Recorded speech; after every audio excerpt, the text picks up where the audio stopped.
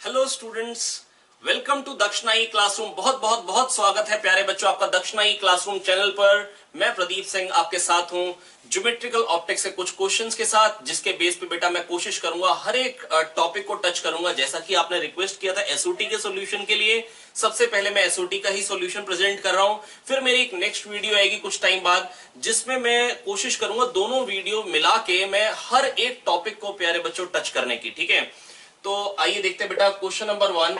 इसमें क्या है, rate at which length of shadow is increasing. कितनी तेजी से लेंथ ऑफ शेडो बेटा बढ़ रही है। क्वेश्चन आपके सामने है, पढ़ लीजिए बेटा। यहाँ पे एक लैंप पोस्ट है which is at a height of 3h, जहां पे बल्ब है और आदमी जो है वो वी रफ्तार से दूर जा रहा है। ये इंसान है, मान लो ये इंसान है, ठीक है प्यारे बच्चों, ये एक इंसान है जो दूर जा रहा है वी रफ्तार से। पूछा गया है प्यारे बच्चों मेरे से कि इसमें rate at which length of shadow of man is changing, ये कैसे आएगा। तो आइए बेटा डीएल बाई डी निकालना, कितनी तेजी से एक सेकंड में लेंथ में कितना इंक्रीज आएगा। तो आइए बच्चों देखते हैं कैसे करेंगे इस क्वेश्चन को। बेटा मैं बस आपको ये कहना चाह रहा हूं, ये 3h है, h हाइट का मैन है, तो h हाइट से कितने ऊपर बल्ब है, 2h हाइट ऊपर बल्ब है। कितनी हाइट ऊपर बल्ब है प्यारे बच्चों, 2h हाइट ऊपर बल्ब है ना। अब बेटा मेरे को करना क्या होगा, ये ट्राइंगल और ये ट्राइंगल सिमिलर होंगे। आई होप आप समझ सकते हैं, ये एंगल बराबर हो क्योंकि ये पैरेलल बनाया है मैंने ग्राउंड के लाइन, है ना। अब ये हो गया L बाई एच, अगर ये सिमिलर है तो L by H is equal to X by 2h। गुस्से में आके h को काट देंगे, आप चाहे तो मोहब्बत से काटे, पर बेटा मोहब्बत का टाइम नहीं है इस साल, है ना, बहुत सारी पढ़ाई करनी है। चलिए आइए देखते हैं डीएल बाई डी प्यारे बच्चों क्या निकल के आ रहा है, half of dx by dt।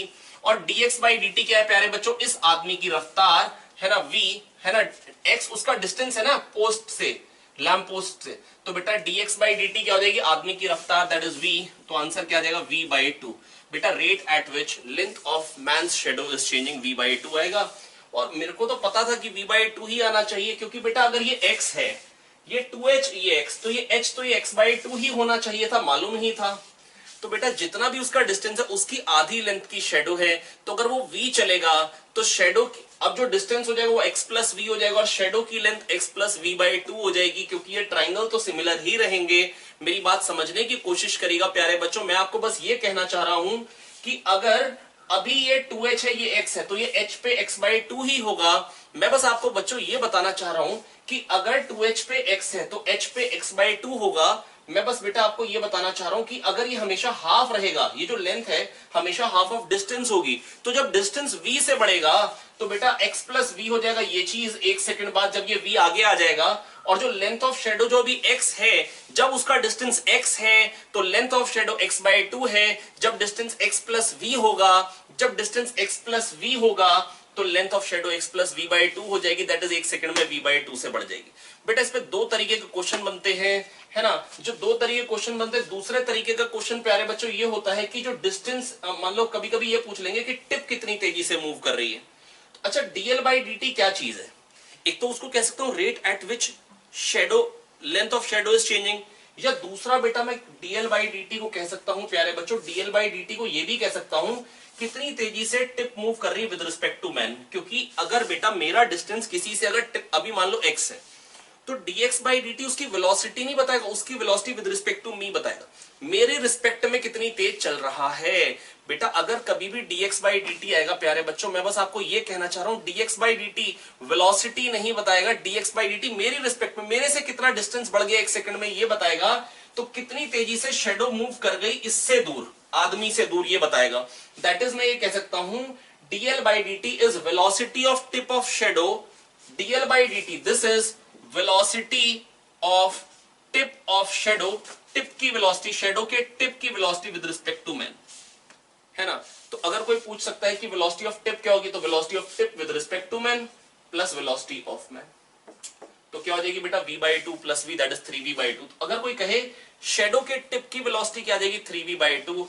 बेटा velocity of tip with respect to man plus velocity of man, बेटा ये कई बार मैं आपको बता चुका हूं पहले भी। अगर ये एक ट्रक है, इस ट्रक में एक आदमी यहां से यहां गया, तो जो ट्रक के अंदर इंसान है वो तो यही कहेगा this is velocity of man, वो तो यही कहेगा this is velocity of man, पर ये वेलोसिटी ऑफ मैन नहीं है, ये velocity of man with respect to truck है, और ट्रक उतनी देर में आगे चला गया, तो एक्चुअल वेलोसिटी आदमी की ये होगी।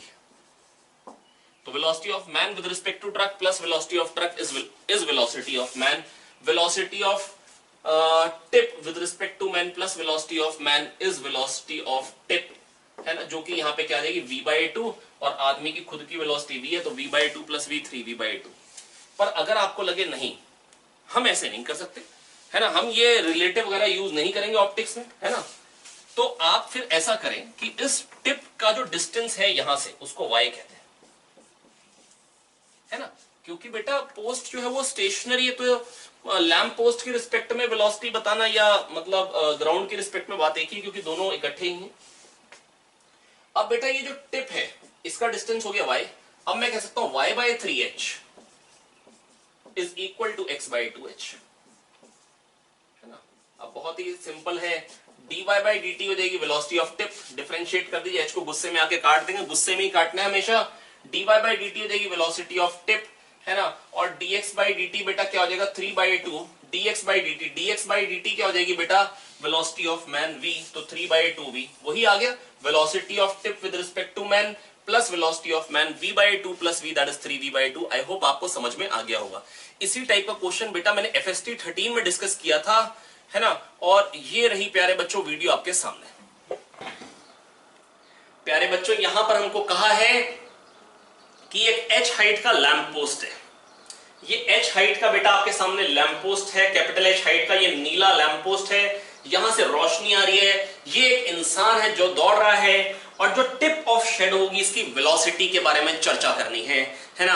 4 ऑप्शन गिवन है, पूछा है कौन सा सही है।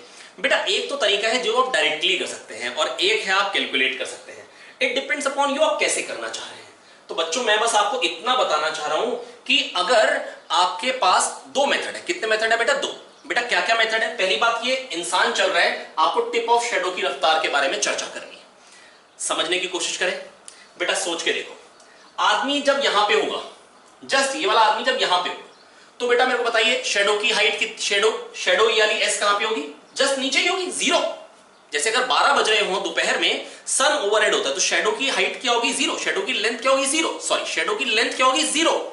तो प्यारे बच्चों मैं आपको यह कहना चाह रहा हूं, अगर ये इंसान यहां होता तो शेडो 0 होती, है ना, और जब ये यहां से यहां गया तो शेडो का टिप था वो यहां से यहां पहुंच गया। पर सोचो अगर हाइट अगर आदमी की 0 होती, बेटा अगर आदमी की हाइट 0 हो बच्चों, आदमी की हाइट अगर 0 हो तो बेटा जहां आदमी है वहीं पे ही शेडो होगी, उसी जगह पे ही शेडो होगी।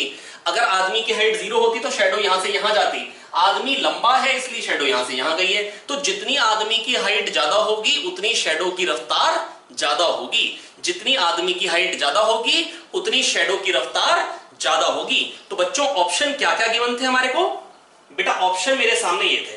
बेटा ये दोनों ऑप्शन बिल्कुल बकवास है, क्यों, ऊपर क्या है height minus height length, length upon length, 1 upon velocity वाले ऑप्शन, कौन से ऑप्शन है 1 अपॉन वेलोसिटी वाले, ये तो सही हो ही नहीं सकते।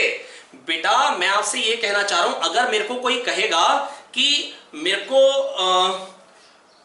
को 2 मीटर प्लस 3 सेकंड जोड़ के बताओ, तो मैं क्या कहूंगा भाई नहीं जोड़ सकते। अरे भाई कोई कहेगा 2 हाथी प्लस 3 हाथी 5 हाथी, पर कोई कहेगा 2 हाथी प्लस 3 गधे जोड़ो, है ना, जोड़ पाओगे क्या आप लोग, बताओ बताओ, कोई नहीं जोड़ पाएगा, है ना। हालांकि मैं जोड़ लेता हूं 5 जानवर, है ना, पर जस्ट ये मजाक की बात है बेटा, 2 मीटर प्लस 3 सेकंड नहीं जोड़ पाएंगे, सेम डायमेंशन की चीजें जुड़ती हैं बेटा।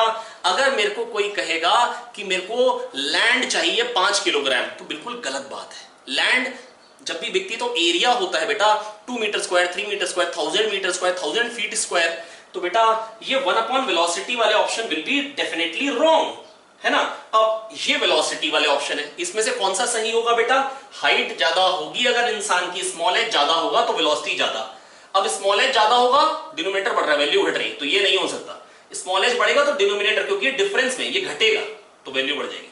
तो बेटा as H increases velocity of shadow will increase in this case, therefore option 1 will be correct, but if you want to solve it completely, तो बेटा कैसे कर सकते हैं बच्चों, तो आपके सामने ये तरीका होगा। कैसे करेंगे बेटा, देखो ये वाला ट्राइंगल है ना, ये मैंने पूरा लिख रखा है, triangle LTP is similar to LSN, ये ट्राइंगल इस ट्राइंगल से सिमिलर होगा, ठीक है बेटा। तो x अपॉन, ये मैं थोड़ा छोटा कर लेता हूं, तो क्या है, x upon L equals to capital H minus small h upon capital H। ये वाले ट्राइंगल में और ये वाले triangle, but this upon this equal to this upon this. x upon L equal to h minus h upon capital H। तो प्यारे बच्चों यहां से आपको l की वैल्यू मिल गई x की टर्म्स में। अब dl by dt will be the answer। dl by dt will be tip of shadow की रफ्तार। dl by dt will be tip of shadow की रफ्तार। और dl by dt क्या बन जाएगा बेटा, dl by dt करूं तो h upon h minus x, h dx by dt, dx by dt क्या आ जाएगा u। पर मैं आपको बेटा सिंपल कहना चाह रहा था, अगर मेडिकल का पेपर है डेफिनेट है कि वो आपसे इतना बड़ा सॉल्यूशन नहीं एक्सपेक्ट करेगा।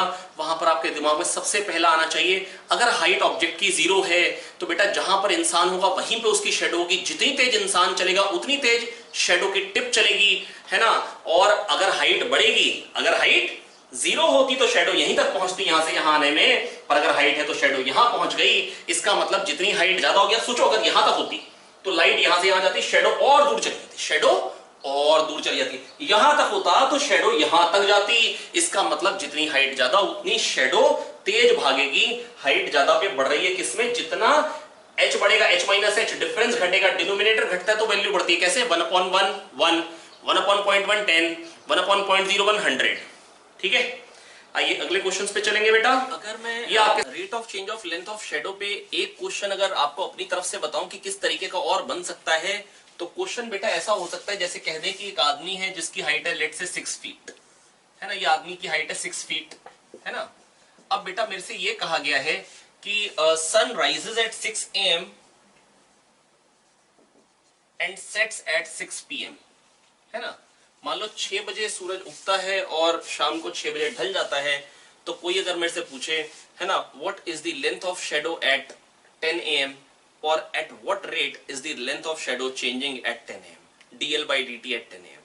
तो बेटा बस मैं आपको ये कहना चाह रहा हूं, तो बेटा आपको बस ये ध्यान देना होगा 12 घंटे में सन जो है 180 डिग्री जो है मैन की रिस्पेक्ट में टर्न हो जा रहा है या हमारी रिस्पेक्ट में टर्न ले रहा है, ठीक है, 180 डिग्री। तो बेटा 4 घंटे में कितना हो जाएगा, 4 4 4, 4 घंटे में 60 डिग्री का टर्न लेगा, दैट इज सन यहां पे आ जाएगा, है ना। 30 डिग्री पे रेज आ रही होंगी, ये 30 डिग्री पे रेज आ रही होंगी, तो लेंथ ऑफ शैडो कितनी हो जाएगी, tan 30 is equal to l by 6। आप बहुत आराम से l निकाल लेंगे। और अगर dl बाई dt निकालना है तो आप मान लीजिए अगर एंगल थीटा होगा तो tan थीटा क्या हो जाएगा प्यारे बच्चों, l बाय 6।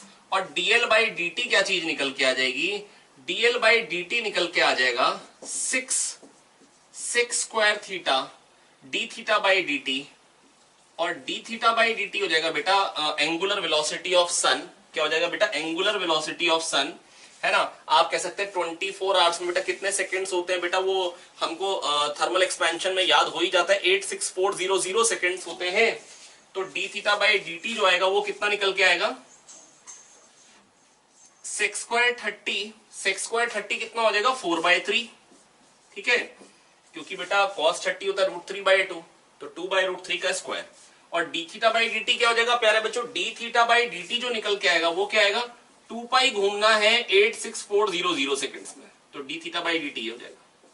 कैलकुलेशन आप अपने आप कर लेंगे, वहां पर हो सकता है इसी फॉर्म में ही आंसर दे दें, खत्म हो जाएगी कहानी, है ना। जस्ट मैंने आपको बताया कि अगर क्वेश्चन बनना हो रेट एट विच शैडो कितनी तेजी से चेंज हो रही है, लेंथ ऑफ शैडो कितनी तेजी से चेंज हो रही है, तो ऐसा क्वेश्चन भी एक बन सकता है। आई होप मैं आपको समझा पाया हूं बच्चों, ठीक है। चलिए चलते हैं क्वेश्चन नंबर 2 पे, है ना, एसओटी के क्वेश्चन नंबर 2 पे। इसमें क्या है बेटा, थीटा पे रे आ रही है, थीटा बताना है सच दैट सेकंड रिफ्लेक्शन के बाद रे पहले मिरर के पैरेलल हो गई। अगर बेटा ये इसके पैरेलल है तो अगर ये 70 है तो ये भी 70 होगा, और अगर ये 70 है तो ये भी 70 होगा, और अगर ये 70 है तो ये 20 और ये भी 20। और बेटा 70 70 140 140 और ये कितना हो जाएगा बेटा 40, तभी 180 बनेगा, तो ये 50 हो गया। तो थीटा कितना आ गया प्यारे बच्चों, 50। बहुत सिंपल बेटा ज्योमेट्री का क्वेश्चन है। ये 70 तो ये भी 70 होगा, glancing angle of incidence equal to glancing angle of reflection, है ना। अब ये 70 70 140 140 और 40 180, बहुत ही सिंपल है। ये वैसे मेरे को बताने की जरूरत ही नहीं थी, ये कितना एंगल है पूछा ही नहीं है। तो ये 40 तो ये 50 हो गया, है ना। तो थीटा कितना आ गया प्यारे बच्चों, 50। बहुत ही सिंपल था यार ये तो।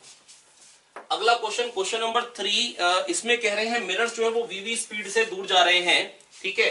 v स्पीड से और पूछा है nth रिफ्लेक्शन के बाद जो इमेज बनेगी उसकी रफ्तार, है ना। और ऑप्शन दे रखे हैं बेटा nv, 2nv, 3nv, 4nv। तो बच्चों मैं बस आपको ये कहना चाह रहा हूं n को 1 ले लो, n को 1 ले लो, है ना। तो बेटा अगर मतलब पहले ही रिफ्लेक्शन पे जो इमेज बनेगी, पहले ही रिफ्लेक्शन पे जो इमेज बनेगी, दैट इज ये वाली इमेज, है ना, जो यहां पे कहीं पे बनेगी।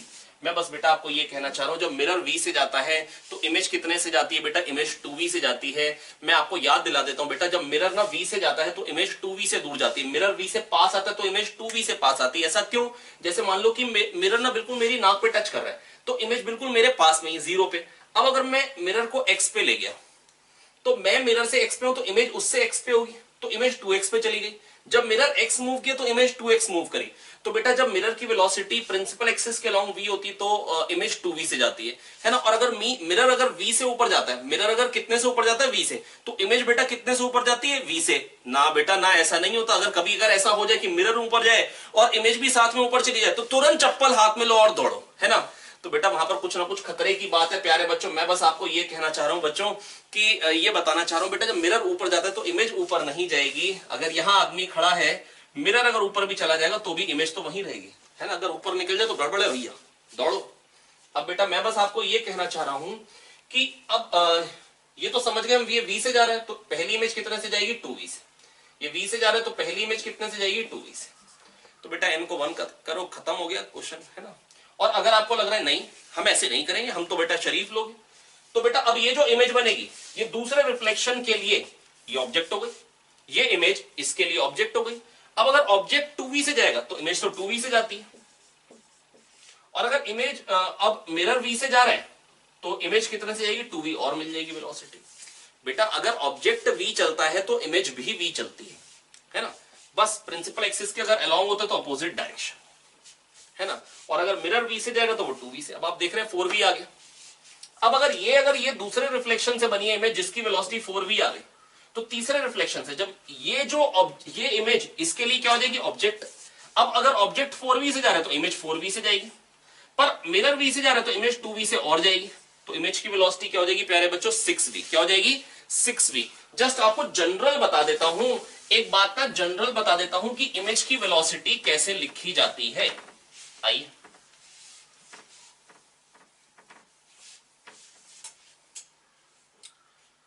इमेज की वेलोसिटी कैसे लिखी जाती है, जनरल जस्ट आपको बता रहा हूं। आइए फटाक से समझ लेते हैं बेटा। इमेज की वेलोसिटी कैसे लिखी जाएगी बेटा, जैसे मान लो ये मिरर है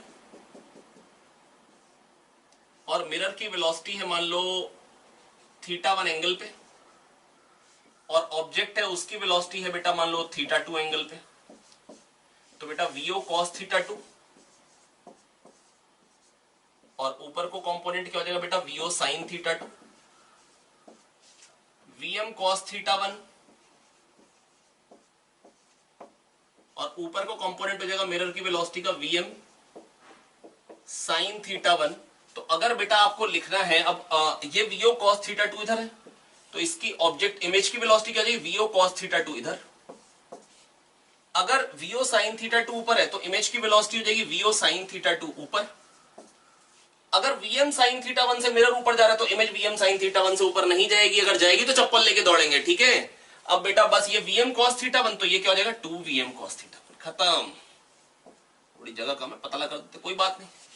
अब बेटा अगर मान लो कोई कहते ये x एक्सिस है पॉजिटिव इधर और y एक्सिस इधर पॉजिटिव, तो बेटा क्या हो जाएगा, this quantity into minus i cap plus VO sin θ2 j cap. क्या हो जाएगा बेटा, वेलोसिटी ऑफ इमेज कैसे लिखेंगे, अब velocity of image will be minus, क्योंकि बेटा नेगेटिव x एक्सिस में है, 2VM cos θ1 plus VO cos θ2 i cap plus VO sin θ2 j cap.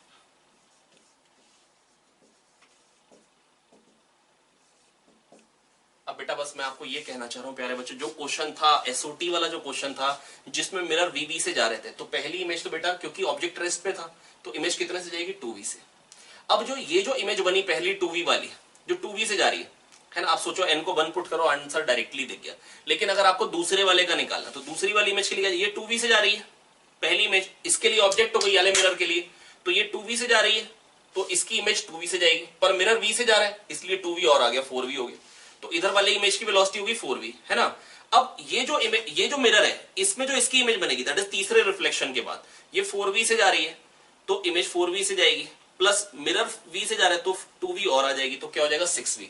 तो v से 2v 4v 6v, आप समझ रहे हो 2nv। क्या आ गया बेटा 2nv। आई होप आपको समझ में आ रहा होगा, नहीं आए तो बेटा रिवाइंड करके देखेंगे, मैं पक्का बोल रहा हूं आपको समझ में आ जाएगा, पर आपको रिवाइंड करके बार बार देखना होगा, तब आप समझते चले जाएंगे लगातार, है ना। चलिए चलते हैं नेक्स्ट क्वेश्चन पे। आइए बच्चों देखते हैं क्वेश्चन नंबर 4। बेटा ये बहुत ही सिंपल क्वेश्चन है बेटा, इससे पहले मैं आपको थोड़ी सी थ्योरी रिवाइज करा देता हूं बेटा। अगर h हाइट का इंसान है, उसको अगर अपनी कंप्लीट इमेज देखनी है तो कितनी हाइट का मिरर चाहिए होता है बेटा। बहुत ही सिंपल क्वेश्चन है। आइए देखिए, ये h हाइट का इंसान है तो इसकी इमेज बन जाएगी h हाइट की, ठीक है। ये आंख है आदमी की तो ये उसकी आंख हो गई, ठीक है। इमेज की आंख बिल्कुल सामने बनती है, उतने ही डिस्टेंस पे बनती है। एक्चुअली होता तो है बेटा, यहां से लाइट जाती है रिफ्लेक्ट होकर इसकी आंख में आती है, पर आप कह सकते हैं कि ये देख लिया अपने पैरों। अगर आप ऐसे करेंगे तो थोड़ा जल्दी हो जाएगा, है ना। अगर आप इंसिडेंट रे बनाए और फिर ये रिफ्लेक्टेड रे बनाए, है ना, टाइम पास करने के लिए टाइम है तो आप कर सकते हैं, है ना। और अगर इससे आपने देख लिया अपने आप खोपड़े को, है ना, तो बेटा बस मैं आपको ये कहना चाह रहा हूं, अगर ये ट्राइंगल देखेंगे तो बेटा ये बिल्कुल मिड में है ट्राइंगल के, है ना। ये जो चीज है मिरर जो है बेटा वो मिड में है, ऑब्जेक्ट इमेज के बिल्कुल मिड में। तो बेटा ये बेसिकली क्या है, ये मिड पॉइंट को ज्वाइन करने वाली जो लाइन होती है ना बेटा, छोटे होते हमने पढ़ा था, वो पैरेलल टू बेस होती है एंड हाफ होती है।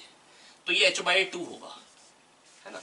क्योंकि अगर ये h है, आदमी की हाइट h है, तो बेटा जो मिरर रिक्वायर्ड होगा कंप्लीट इमेज देखने के लिए, अपनी पूरी इमेज देखने के लिए जो मिरर रिक्वायर्ड होगा प्यारे बच्चों, वो क्या होगा h/2, है ना।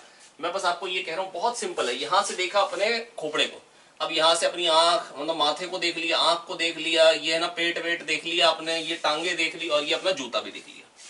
तो बस मैं आपको ये कहना चाह रहा हूं कि आप अगर ऐसे सोचेंगे तो थोड़ा सा आपको इजी पड़ेगा, जल्दी हो जाएगा हमेशा किसी भी टाइप का क्वेश्चन आ जाए, है ना। तो हालांकि जब भी वैसे ज्यादातर जब भी क्वेश्चन आता है बेटा लेंथ ऑफ मिरर रिक्वायर्ड पे, तो क्वेश्चन में ज्यादातर हमेशा कहते हैं आंखें जो हैं बिल्कुल टॉप ऑफ द बॉडी पे हैं। तो अगर आपको ऐसा एज्यूम कर रहे हो तो इसको गलत नहीं मानेंगे, चुपचाप से मान लें और करना चालू करें, है ना। अब देखिए प्यारे बच्चों, मैं बस आपको ये कहना चाह रहा हूं, अगर ये h है तो ये क्या हो गया h/2, ये क्या हो गया प्यारे बच्चों h/2। लेकिन आप देखिए ये जो मिरर है ना जो हमको चाहिए, वो आंख के लेवल से कुछ ऊपर तक जा रहा है। इनफैक्ट अगर मैं कहूं ना ये x है तो ये x/2 है, आंख के लेवल से x/2 ऊपर होना चाहिए। और अगर ये चीज y है तो मैं ये कह सकता हूं ये अगर y है तो ये y/2 है। ऐसा नहीं कि h/2 हाइट का मिरर कहीं पर भी रख दोगे तो इमेज मिल जाएगी। मान लो कि कोई कह दे कि h/2 हाइट का मिरर, मेरी हाइट मान लो h और मिरर यहां से स्टार्ट करके यहां तक कर दे, तो मेरे को अपनी इमेज थोड़ी ना दिखाई देगी। जो ऊपर खड़े होकर मिरर में झांकेगा उसको तो मेरी इमेज मिल जाएगी, पर मैं तो देखूंगा तो मेरे को तो बोर्ड के ऊपर वाला पोर्शन दिखाई देगा उस मिरर में, अगर यहां पे मिरर लगा दिया किसी ने। तो बेटा अगर अपनी कंप्लीट इमेज देखनी है तो मिरर की एक पर्टिकुलर पोजीशन होगी जहां पे लगाना पड़ेगा, जिस पे बेस्ड अगला क्वेश्चन आ रहे हैं। इसी पे बेस्ड मल्टीपल ऑब्जेक्टिव टाइप में भी आपको क्वेश्चन दे रखा है, तो आप वो भी कर लेंगे। वैसे ये हो जाएगा तो वो ऑटोमेटिकली हो जाएगा। आइए एक क्वेश्चन छोटा सा और बता देता हूं इससे पहले ही,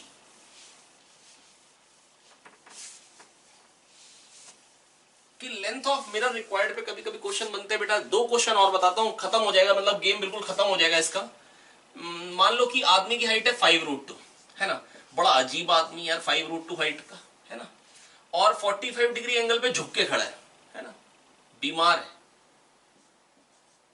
अब बेटा मान लो ये जो डिस्टेंस है 20 मीटर है, ठीक है, और ये है खूबसूरत मिरर, है ना, मान लेंगे बेटा, खूबसूरत हमसे बनता तो है नहीं पर मान लेंगे, है ना।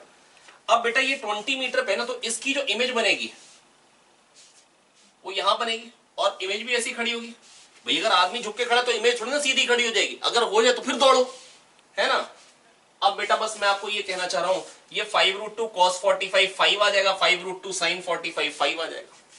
तो मैं कह सकता हूं इसका डिस्टेंस यहां से हो गया 15। कितना हो गया प्यारे बच्चों 15, वेरी गुड, है ना। इमेज वैसे तो यहां तक आनी चाहिए थी, कोई नहीं बना देंगे, चल भाई इमेज यहां तक, वेरी गुड। ये 15 तो ये भी 15 ही है ना। अगर मैं इस ट्राइंगल को कंसिडर कर लूं यहां से लेके यहां तक को, है ना, तो ये तो 20 हो गया। ये जूतों तक का डिस्टेंस ले लिया ना, है ना, 20 तो ये 20, तो ये चीज भी 20, रेक्टेंगल ही तो है ना। तो ये हो गया 35, है ना। और ये देखे उसने अपने जूते, ये देखा उसने अपनी आंख, आंख कह रहे बिल्कुल आदमी के खोपड़े पे लगी है ना, आंख आदमी के खोपड़े, और ये उसने अपने आप को कंप्लीट देख लिया। बस ये लेंथ ऑफ मिरर रिक्वायर्ड है भैया। ये वाला ट्राइंगल छोटू ट्राइंगल और ये बड़ू ट्राइंगल सिमिलर है, क्यों? क्योंकि ये 90, ये भी 90 है ना। बाकी ये पैरेलल है इसके, है ना, वर्टिकल के पैरेलल है, तो ये वाला एंगल और ये वाला एंगल बराबर होंगे। तो बेटा x by 15 is equals to 5/35। बहुत ही सिंपल है यार। ये अब 35 आ गया, ये 5 7 आ गया 35, 15/7 is the answer. 15/7 is the answer. I hope आपको समझ में आ गया होगा बच्चों। आदमी झुक के खड़ा है इस तरीके से 45 डिग्री पे, है ना, पनिशमेंट मिली, है ना। तो अब बेटा देखिए भाई, मेरी बात सुने ध्यान से, उसको अपने आप को कंप्लीट देखना है। तो मैंने आपको तरीका बताया सोचने के लिए। अगर कंप्लीट आदमी को अपने आप को देखना है तो आपको अगर क्वेश्चन करना है प्यारे बच्चों, बस ये देखो कि उसने अपना खोपड़ा देख लिया, जूते देख लिए, और जो लेंथ ऑफ मिरर रिक्वायर्ड है वो आप सिमिलर ट्राइंगल लगा के कैलकुलेट कर लीजिए, है ना। आई होप समझ में आ गया होगा। ये फिर बताएं एक बार और, आगे, है ना। चलिए, अच्छा, अगर मान लीजिए कि विड्थ ऑफ मिरर रिक्वायर्ड में कभी कभी क्वेश्चन आ जाता है, जैसे मान लो कोई कहते हैं आदमी की 2 आंखें हैं, उसको अपना पूरा चेहरा देखना है ना। तो अगर ऐसा क्वेश्चन आ जाए फिर कैसे करेंगे बेटा? ये मिरर है, ये आदमी, ये उसकी 2 आंखें। अच्छा, पहले मान लो 1 आंख वाला आदमी है ना, तो बेटा फिर क्या होगा? अब जितनी दूर पे ऑब्जेक्ट होगा उतनी दूर पे इमेज। ये उसने देखा अपना याला कान और ये देखा याला कान, है ना। तो बेटा ये लेंथ ऑफ मिरर रिक्वायर्ड होगी। अगर विड्थ W है तो बेटा समझ सकते हैं बिल्कुल मिड में है, और मिड को ज्वाइन करने वाली जो लाइन होती है वो पैरेलल टू बेस होती है और हाफ होती है, तो ये W/2 हो जाएगी width of mirror required. W/2 हो जाएगी प्यारे बच्चों विड्थ ऑफ मिरर रिक्वायर्ड। बहुत ही सिंपल बात है, W/2 आ गई width of mirror required if आदमी इज मतलब वन आइड मैन है तो, है ना। अब अगर मान लो दोनों आंखें तो क्या होगा? तो फायदा होगा या नुकसान होगा? प्यारे बच्चों मैं बस आपको ये कहना चाह रहा हूं, सॉरी मिटो लेते हैं, दोबारा बना लेते हैं, है ना। If a man has his both the eyes working, अब आदमी है 2 आंखों वाला, वेरी गुड। हालांकि 2 आंखें होने से प्रॉब्लम यानी मुश्किल हो गई है, वैसे जिंदगी की प्रॉब्लम तो आसान हो जाती।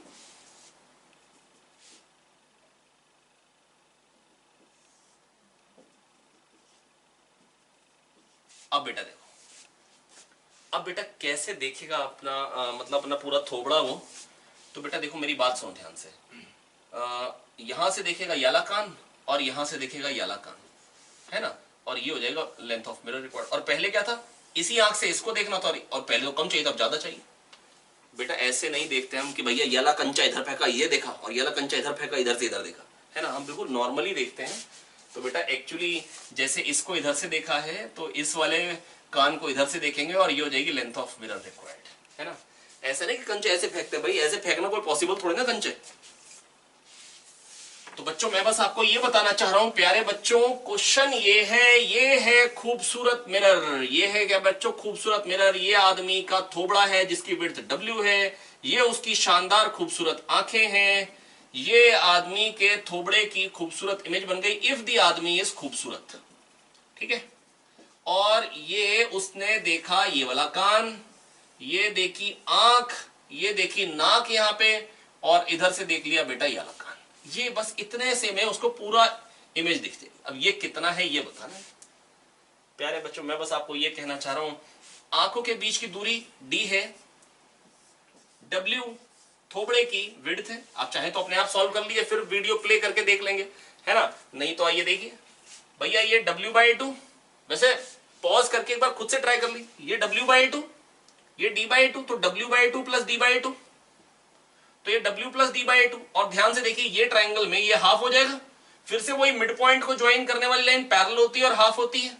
भाई ये तो मालूम है ना, जो x पे होगा अगर जो उसकी अगर ये y है, जो 2x पे होगा वो 2y वाला होगा, तो ये हो जाएगा W प्लस D/4, क्योंकि ये W/2 प्लस D/2, तो ये W प्लस D/4। ये चीज क्या हो जाएगी? W plus D/4। और ये भी क्या हो जाएगा? W सिमिलरली वो भी, अरे यार ये W/2 और ये D/2, W प्लस D/2। बच्चा ये कितना होगा? बोलो बोलो, खाली बैठे हो भैया? खाली नहीं बैठेंगे, चेयर टेबल पे बैठेंगे, ध्यान से देखेंगे, नोट करते जाएंगे।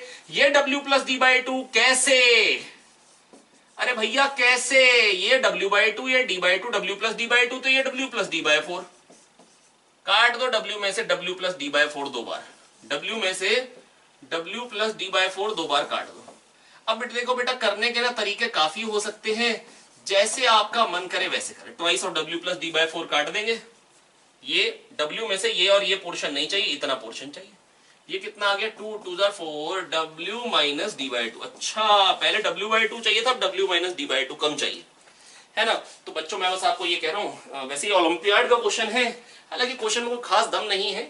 तो आइए देखिए, अगर मान लो कोई कहे कि नहीं हमको तो अलग तरीके से ही करना है, हम ऐसे नहीं करेंगे, हम गुड बॉय है ना, मान लो कोई ऐसे सोचने लग जाए, सोच सकता है ना कोई भी ऐसे कि गुड बॉय है।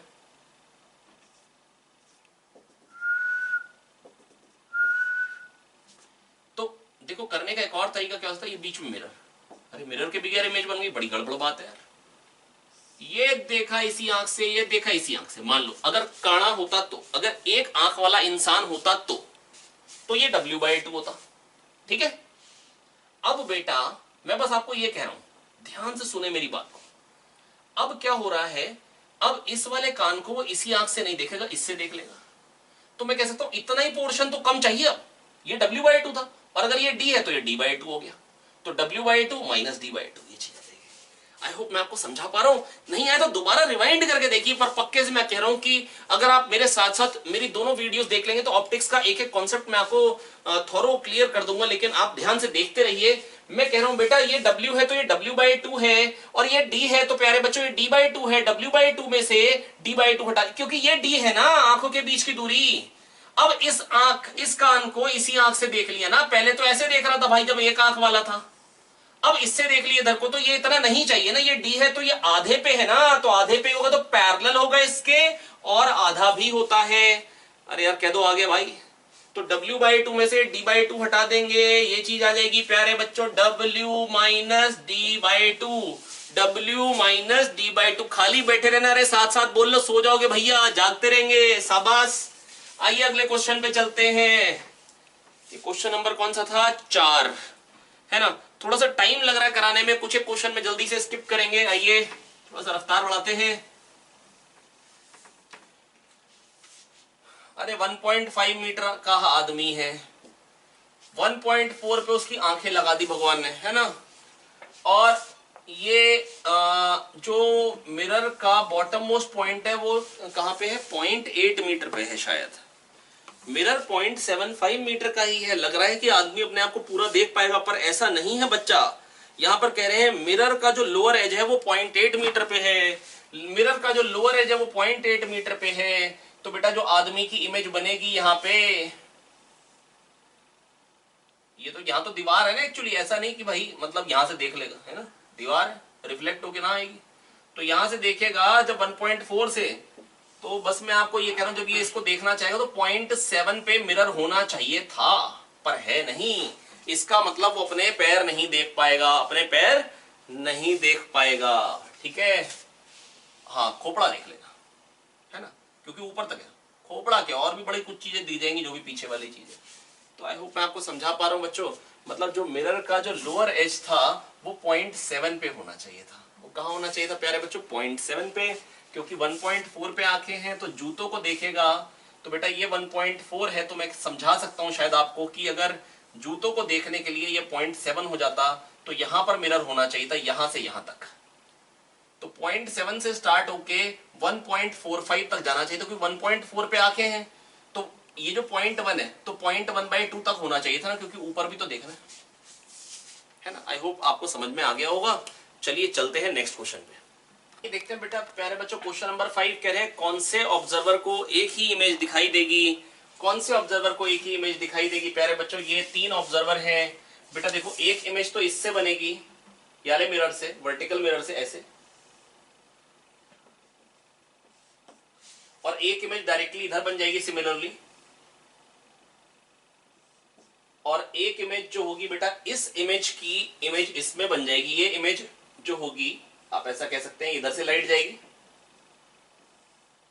तो वो इधर से आएगी, और फाइनली हमें इधर से आती है, दैट इज ये 30 डिग्री इधर था इससे, तो 30 डिग्री इधर 60 पे आ गई। अब 30 इससे ऊपर है तो 30 इससे नीचे भी आ जाएगी, है ना। आई होप आपको समझ में आ रहा होगा बेटा। लेकिन ये जो इंसान है इसको तो एक ही इमेज दिख पाएगी ना बेटा, आप समझे, क्योंकि जो इधर को रे जाएगी इसकी जो इमेज बनेगी वो तो लाइट इधर जाएगी, उस तक आ ही नहीं पाएगी। और ये जो बी वाला है इसको ये वाली इमेज भी दिखाई देगी क्लियरली और ये वाली भी दिखाई देगी क्लियरली, और ये ए वाले को तो बेटा ये वाली भी दिखाई दे रही है, ये वाली भी दिखाई दे रही है और ये वाली भी दिखाई दे रही है, तीनों दिखाई दे रही है। तो सी वाला इज द आंसर। मैं फिर से बता देता हूं प्यारे बच्चों आपको कि यहां पे अगर ऑब्जेक्ट है तो पहली इमेज यहां पे बनेगी, इस वाले को तो ये दिख गई, पर बेटा जो इधर को रे जाएगी और ये अब इधर को जाएगी ना बेटा, उस तक नहीं आ पाएगी। ये जो ऑब्जर्वर है वो खाली पहली इमेज देख पाए, और जो इधर से डायरेक्टली इसकी इमेज बन रही थी यहां पे, वो भी रेज इधर को चली गई, उसकी आंख में नहीं गई तो उसको वो भी नहीं दिखाई देगी। तो सी पे सी को एक ही इमेज दिखाई देगी, है ना। चलिए अगले वाले को भी देख लेते हैं। मान लो ये वाला है इंसान, तो बेटा ये जो इमेज पहली बनी ये रे ऐसे आएगी, इस तक आ जाएगी बेटा, इसको इमेज ये वाली दिखाई देगी। इनफैक्ट ये जो इसकी इमेज अब बनेगी इसमें, जो कहीं यहां बनेगी मान लो, वो भी इसको दिखाई दे जाएगी। कैसे? ये लाइट जो आएगी वो यहां से एक्चुअली इस तरफ से आएगी, जो इधर जाएगी। पहले बेटा इसकी इमेज बनी और ये जो इमेज है इसके लिए ऑब्जेक्ट की तरह करेगी और इसकी आंखों में चली जाएगी, दो इमेज। और जो तीसरी डायरेक्ट बनेगी वो तो इसकी आंख में पहुंच ही सकती है यार, थोड़ा सा मतलब फोटो अच्छी बना लेंगे। यहां पे है ये तो इसको दिख ही जाएगी ना यार, ये रे आई इस तक पहुंच गई, तो इस वाले को तो तीनों दिख जाएंगी। और एक कहां पे खड़ा है इंसान, एक खड़ा है यहां पे। इसकी कंडीशन ऐसी है कि इसको ये वाली रे तो नहीं दिख पा रही है ना, ये वाली रे तो इसको नहीं दिख पाएगी।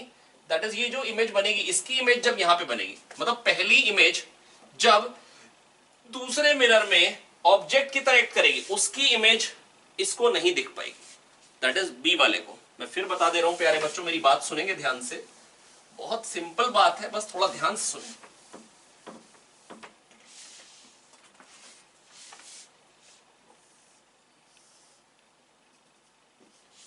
ये जो इसकी इमेज बनेगी ना सोर्स की, वो बी वाला जो ऑब्जर्वर है, बी को ये पहली इमेज बनी यहां पे, इसकी इमेज बनी बेटा यहां नीचे। आप सोच के देखें, ये जो लाइट जाएगी वो इधर जाएगी, वो बी तक नहीं आ पाएगी। आप समझे, मान लीजिए यहां पे बन रही इमेज, वो इस तक तो पहुंच ही नहीं सकती, बी तक पहुंच ही नहीं सकती। आई होप आपको समझ में आ पाया होगा, ठीक है बेटा, क्योंकि वो यहां खड़ा है ना। आप सोचिए, ध्यान से देखिए, वैल्यू तो दे नहीं रखी पर ऐसा दिख रहा है कि जो इसकी इमेज बनी, अब ये जो इमेज है जब इस मिरर में ऑब्जेक्ट की तरह करेगी और इमेज उतनी ही नीचे बन जाएगी, तो इसकी रेज उस तक जाती हुई नहीं लग रही है। एक्चुअली ऐसा होगा, इस पे रेज आएंगी, है ना, मतलब हमको लगेगा यहां से आ रही है, और फिर ये जो ऑब्जेक्ट है इसके, ये जो इमेज है इसके लिए बन गई ऑब्जेक्ट, और बेटा ये बन गई इमेज इससे। पर बेटा ये रेज इधर को जा रही है ना कि बी की तरफ को, तो बी को दो इमेजेस दिख रही हैं और सी को तीनों की तीनों दिख रही है। आई होप मैं आपको समझा पाया। ये देखिए बेटा क्वेश्चन नंबर 5, ये मैं प्रोजेक्ट कर रहा हूं एलईडी स्क्रीन पे ताकि आप अच्छे से समझ पाए बेटा। देखिए यहां एक सोर्स है, ये तीन ऑब्जर्वर हैं ए बी सी, किसको एक ही इमेज दिखाई देगी बेटा, क्वेश्चन ये है। आइए प्यारे बच्चों समझने की कोशिश करते हैं बेटा। ये जो नीचे वाली इमेज है ना I2, ये जो सोर्स की इमेज इस हॉरिजॉन्टल मिरर में बनेगी नीचे I2, बेटा ये किस किस को दिखाई दे सकती है, ध्यान से देखिए बेटा। ये जो रेज आएंगी ये ऐसे जाएंगी, बी तक तो पहुंच सकती है इसकी रेज बेटा, बेसिकली अलग अलग एंगल पे फॉल करेंगे और टकराने के बाद ऐसे ऐसे ऐसे निकलेंगे। हमको लगेगा यहां पे एक इमेज है, हमको यहां पे इमेज दिखाई देगी, है ना। बी और ए तक तो वो रेज पहुंचेंगी बेटा, टकराने के बाद कभी ऐसा नहीं हो सकता इधर पहुंच जाए तो सी को I2 की इमेज दिखाई नहीं देगी। आप समझ भी सकते हैं बेटा, अगर मेरे हाथ में अगर मान लो मिरर है, मेरी इमेज जस्ट यहां पे बन गई, अब बेटा अगर कोई ऑब्जर्वर यहां खड़ा हो इस जगह पे, तो बेटा वो नहीं देख पाए क्योंकि उसको तिरछा दिखाई देगा, वहां पर मेरी इमेज है ही नहीं, है ना। तो बेटा मैं बस आपको ये कहना चाह रहा हूं, इसको मिरर में ये वाला इस पोर्शन की इमेज दिख सकती है, पर बेटा सोर्स की इमेज इस मिरर में जो बनेगी वो इसको सी को दिखाई नहीं देगी, है ना। तो बेटा आइए एक और जो इमेज बनेगी, जो डायरेक्टली पहले मिरर में इमेज बन रही है, अब ये वाले मिरर में, स्लांट वाले मिरर में बेटा ये देखिए, इसकी जो लाइट जाएगी बेटा हर तरफ को जाएगी ऐसे ऐसे, और रिफ्लेक्ट होके बेटा हर तरफ को आएगी। ए को भी इसकी लाइट पहुंच रही है, बी को भी पहुंच रही है, और बी और सी को, बी और ए जो है बेटा, इनको तो पहले भी इमेज एक दिख चुकी थी ये वाली, और इनको फिर से एक इमेज दिख गई है, ये वाली भी, है ना। सी को तो लेकिन अभी तक एक ही दिखाई दी है, तो आंसर तो सी ही होगा, ये तो मेरे को मालूम है। हालांकि अभी तीसरी इमेज बची है जिसके बारे में मेरे को चर्चा करनी है। पर बच्चों मैं बस आपको यही कहना चाह रहा हूं, आप मेरी बात ध्यान से समझिए कि ए को और बी को तो दूसरी इमेज दिख गई, एक ही इमेज किसको दिखी है अभी तक, सी को, तो वही आंसर हो सकता है। आइए अब तीसरी इमेज की बात करते हैं। तीसरी इमेज कौन सी इमेज है बेटा, ये जो पहली इमेज बनी, इसकी इमेज, जब ये जो इमेज है जब इस मिरर के लिए ऑब्जेक्ट की तरह एक्ट करेगी तो इसमें एक और इमेज बनेगी, है ना। और ये कैसे ऑब्जेक्ट की तरह एक्ट करेगी, इधर को जो रेज जाएंगी फिर इधर से आएंगी, लगेगा इधर से आ रही। ये जो इमेज है बेसिकली ये इस मिरर के लिए ऑब्जेक्ट हो गया और ये बन गई इसकी इमेज, पर उसकी रेज इधर जाएंगी, ना तो वो बी को मिल पाएंगी ना सी को। तो ए को 3 इमेजेस दिखाई दी, बी को 2 और सी को बेटा खाली और खाली 1। आई होप मैं आपको समझा पाया हूं बच्चों। नहीं आए तो रिवाइंड करके देखिए, हाँ थोड़ा सा टेढ़ा है।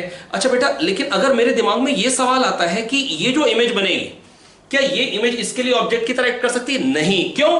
क्योंकि जो रेज है वो उस तक जा ही नहीं रही है। जो रेज है बेटा, जो रेज है वो इधर निकल जा रही है, वो रेज इस वाले मिरर पे फॉल कर ही नहीं सकती। जबकि जो इधर जो रेज बेटा, जो इस पे रेज स्ट्राइक करेंगी उसमें से इधर रेज जाएंगी, दैट इज ये जो इमेज बनेगी ये इस मिरर के लिए ऑब्जेक्ट की तरह एक्ट करेगी और फिर उसकी इमेज I1 की इमेज I2 यहां बनेगी। आई होप बेटा मैं आपको समझा पाया हूं। आइए देखते हैं बच्चों क्वेश्चन नंबर 6। बेटा इसमें क्या है, पत्थर को फेंका गया है 60 डिग्री एंगल पे, है ना, और वो मिरर को जाके टकराने वाला है। कह रहे just before it strikes the mirror what is the velocity of approach of object and image. बेटा बस मैं आपको ये कहना चाह रहा हूं कि मेरे को यहां पर ना जो भी ऑप्शंस चारों के चारों दे रखे हैं, किसी में भी ऐसा नहीं कह रखा है कि मिरर पे ऑब्जेक्ट स्ट्राइक नहीं करता। तो मेरे को रेंज चेक करनी ही नहीं है कि मिरर पे जाके ऑब्जेक्ट टकराएगा भी या नहीं, क्योंकि चारों के चारों ऑप्शन में मेरे को न्यूमेरिकल वैल्यूज दे रखी हैं। इसका मतलब ये बिल्कुल श्योर है कि मेरे को ये नहीं चेक करना है कि मिरर पे एक्चुअली ऑब्जेक्ट टकराएगा भी या नहीं। अब बेटा मैं ये कह रहा हूं कि एक्स डायरेक्शन में जो वेलोसिटी आएगी 10 cos 60, वो तो आएगी 5। क्यों? क्योंकि cos 60 हाफ होता है। और ऊपर को क्या हो जाएगी प्यारे बच्चों, 10 sin 60 दैट इज 5√3, 10 into √3/2। अब जब ये टकराने वाला होगा, कुछ Vy भी हो सकती है ऊपर नीचे किधर को भी हो, और Vx तो 5 ही होगी। क्यों बेटा? हॉरिजॉन्टल कंपोनेंट तो वेलोसिटी का चेंज ही नहीं होगा। अब अगर ऑब्जेक्ट ऐसे आ रहा तो इमेज कैसी आएगी, 5 ऐसे और Vy नीचे। अब बेटा वेलोसिटी ऑफ अप्रोच क्या होती है? बेटा वेलोसिटी ऑफ अप्रोच होती है relative velocity along the line joining observer and जो भी दूसरी चीज है ना, पार्टिकल बीइंग ऑब्जर्व्ड। तो बेटा इसकी रिस्पेक्ट में वेलोसिटी क्या देगी, Vy पलट के दे देंगे ऊपर को, है ना, और 5 भी पलट के देंगे तो क्या हो जाएगी, 5 + 5 क्या हो जाएगी, 10। तो velocity of approach will be 10। मैं आपको बेटा याद दिला देता हूं, बेटा अगर कोई पार्टिकल को देख रहा है कोई ऑब्जर्वर, तो बेटा अगर पार्टिकल या पर्सन कुछ भी हो तो बेटा हम उसकी रिलेटिव वेलोसिटी निकालते थे सर्कुलर मोशन में, है ना। और रिलेटिव वेलोसिटी निकालने के बाद 2 कंपोनेंट लेते थे, एक होता था लाइन ज्वाइनिंग के along v relative cos theta, है ना, और एक होता था लाइन ज्वाइनिंग से perpendicular v relative sin theta. अब बेटा ये जो कंपोनेंट होता था ना v रिलेटिव sin थीटा, ये बताता है कि कितनी तेजी से हमको उसको देखने के लिए मुंडी घुमानी पड़ेगी। अगर कोई पार्टिकल मान लो इधर है और ऐसे जा रहा है तो उसके लिए मेरे को मुंडी घुमानी पड़ेगी, सीधे जा रहा है तो मुंडी नहीं घुमानी पड़ेगी। तो ओमेगा रिलेटिव इस पे डिपेंड करता है v रिलेटिव के परपेंडिकुलर कंपोनेंट पे, और ये जो है ये बताता है कितनी तेजी से ऑब्जेक्ट दूर जा रहा है। तो बेटा component of relative velocity along the line joining observer and particle, है ना, इज वेलोसिटी ऑफ अप्रोच और velocity of separation depending upon particle is going away और कमिंग क्लोज। ठीक है, तो component of relative velocity along the line joining is velocity of approach और velocity of separation depending upon particle is coming close और going away, है ना। और जो ये जो कंपोनेंट होता है बेटा, ये वाला जो v रिलेटिव परपेंडिकुलर होता है, dt टाइम में कितना चलेगा, मैं इसको v रिलेटिव sin थीटा के बदले v रिलेटिव परपेंडिकुलर कह देता हूं इनटू dt। और अगर ये r है मान लो उसका डिस्टेंस, और ये d5 मान लो मेरे को मुंडी घुमानी पड़ी इसको देखने के लिए r d5, या उसकी एंगुलर डिस्प्लेसमेंट मेरी रिस्पेक्ट में जो हुई d5, तो r d5 बाई dt ही होती है relative angular velocity angular displacement पर यूनिट टाइम, जो कि क्या निकल के आ जाता था v relative perpendicular by r होता है डिस्टेंस। अच्छा यहाँ स्मॉल r लिखा है, यहाँ कैपिटल R, तो दोनों को कैपिटल R बना देते हैं। तो v relative perpendicular by r, बेटा वैसे भी आप सोच सकते हैं, v रिलेटिव परपेंडिकुलर ज्यादा होगा तो ओमेगा रिलेटिव ज्यादा तेजी से मुंडी घुमानी पड़ेगी देखने के लिए। अगर कोई पास में हो तो बेटा तेजी से घुमानी पड़ेगी मुंडी, या कोई दूर हो तो तेज। बेटा पास की सड़क तेजी से जाती हुई पीछे दिखती है, पास की सड़क तेजी से जाती है, आर कम होता है तो मुंडी तेज घुमानी पड़ती है, फटाफट घुमानी पड़ती है। आर अगर कम होगा तो बेटा मुंडी तेज घुमानी पड़ेगी। तो याद रखने के लिए भी आसान है कि omega relative is inversely proportional to R, और वी रिलेटिव परपेंडिकुलर जितना ज्यादा होगा उतनी तेज मुंडी घुमानी पड़ेगी। Omega relative depends upon perpendicular component of relative velocity. और बेटा component of relative velocity along the line joining observer and particle being observed gives velocity of separation or velocity of approach depending upon particles are coming close or going away, है ना। आई hope आपको समझ में आ गया होगा बच्चों। तो इस क्वेश्चन में क्या था, इस क्वेश्चन में था कि बेटा वो 5 तो वेलोसिटी जो थी एक्स डायरेक्शन में वो तो कांस्टेंट रहेगी, है ना, और वी कुछ भी हो, बेटा लाइन ज्वाइनिंग के अलोंग जो रिलेटिव वेलोसिटी आएगी, यहां तो आनी ही लाइन ज्वाइनिंग के अलोंग है क्योंकि दोनों का वी सेम है, रिलेटिव वेलोसिटी में वी कैंसिल हो जाएगा, तो बेटा velocity of approach will be 10। I hope आपको समझ में आ गया होगा। आइए बच्चों देखते हैं क्वेश्चन नंबर 7। क्वेश्चन नंबर 7 में कह रहे हैं the minimum value of theta for which ray incident on this mirror parallel to the principal axis suffers more than one reflection. बेटा मिनिमम वैल्यू ऑफ थीटा जिसके लिए एक से ज्यादा रिफ्लेक्शन हो जाए, पैरेलल रेज आ रही है पैरेलल टू प्रिंसिपल एक्सिस। बेटा सोच के देखो दूसरा रिफ्लेक्शन कब हो पाएगा, जब ये 45 होगा तभी तो ये डायरेक्टली नीचे जाएगी, क्योंकि 45 तो ये भी 45 90 पे तभी तो जाके स्ट्राइक करेगी। तो इसका मतलब मिनिमम एंगल 45, क्योंकि 45 से बड़ा होगा तो करेगी ही करेगी। एक से ज्यादा रिफ्लेक्शन अगर चाहिए, क्योंकि बेटा अगर उससे कम वाला एंगल लूंगा, जैसे मान लो 30 डिग्री या कोई भी एंगल ले लो, तो 30 पे आएगी तो 30 पे ही यहां से निकलेगी। बेटा 9, आप समझ रहे हैं मेरी बात, इधर नहीं आके स्ट्राइक कर पाएगी, 30 पे ही चली गई। तो बेटा मतलब 30 पे इधर से आई है, और जब यहां से 30 पे जाएगी तो बेटा मिरर पे स्ट्राइक नहीं कर पाएगी, क्योंकि यहां से 60 डिग्री पे जा रही है। जब 90 पे जाएगी ना बेटा तभी तो जाके नीचे स्ट्राइक कर सकती है। तो इसका मतलब minimum angle for which there can be more than one reflection is 45, है ना। अच्छा इसके बाद अगला क्वेश्चन क्या है प्यारे बच्चों, कह रहे the passenger rear side view mirror on an automobile is often has the notation object seen in mirror are closer than they appear. कह रहे object seen in the mirror are closer than they appear, जो objects हैं वो closure है जितना आपको appear कर रहे हैं। बेटा ऐसा मतलब ये क्या इसका मतलब है, कह रहे क्या एक्चुअली में क्लोजर होते हैं? नहीं बेटा ऐसा नहीं है।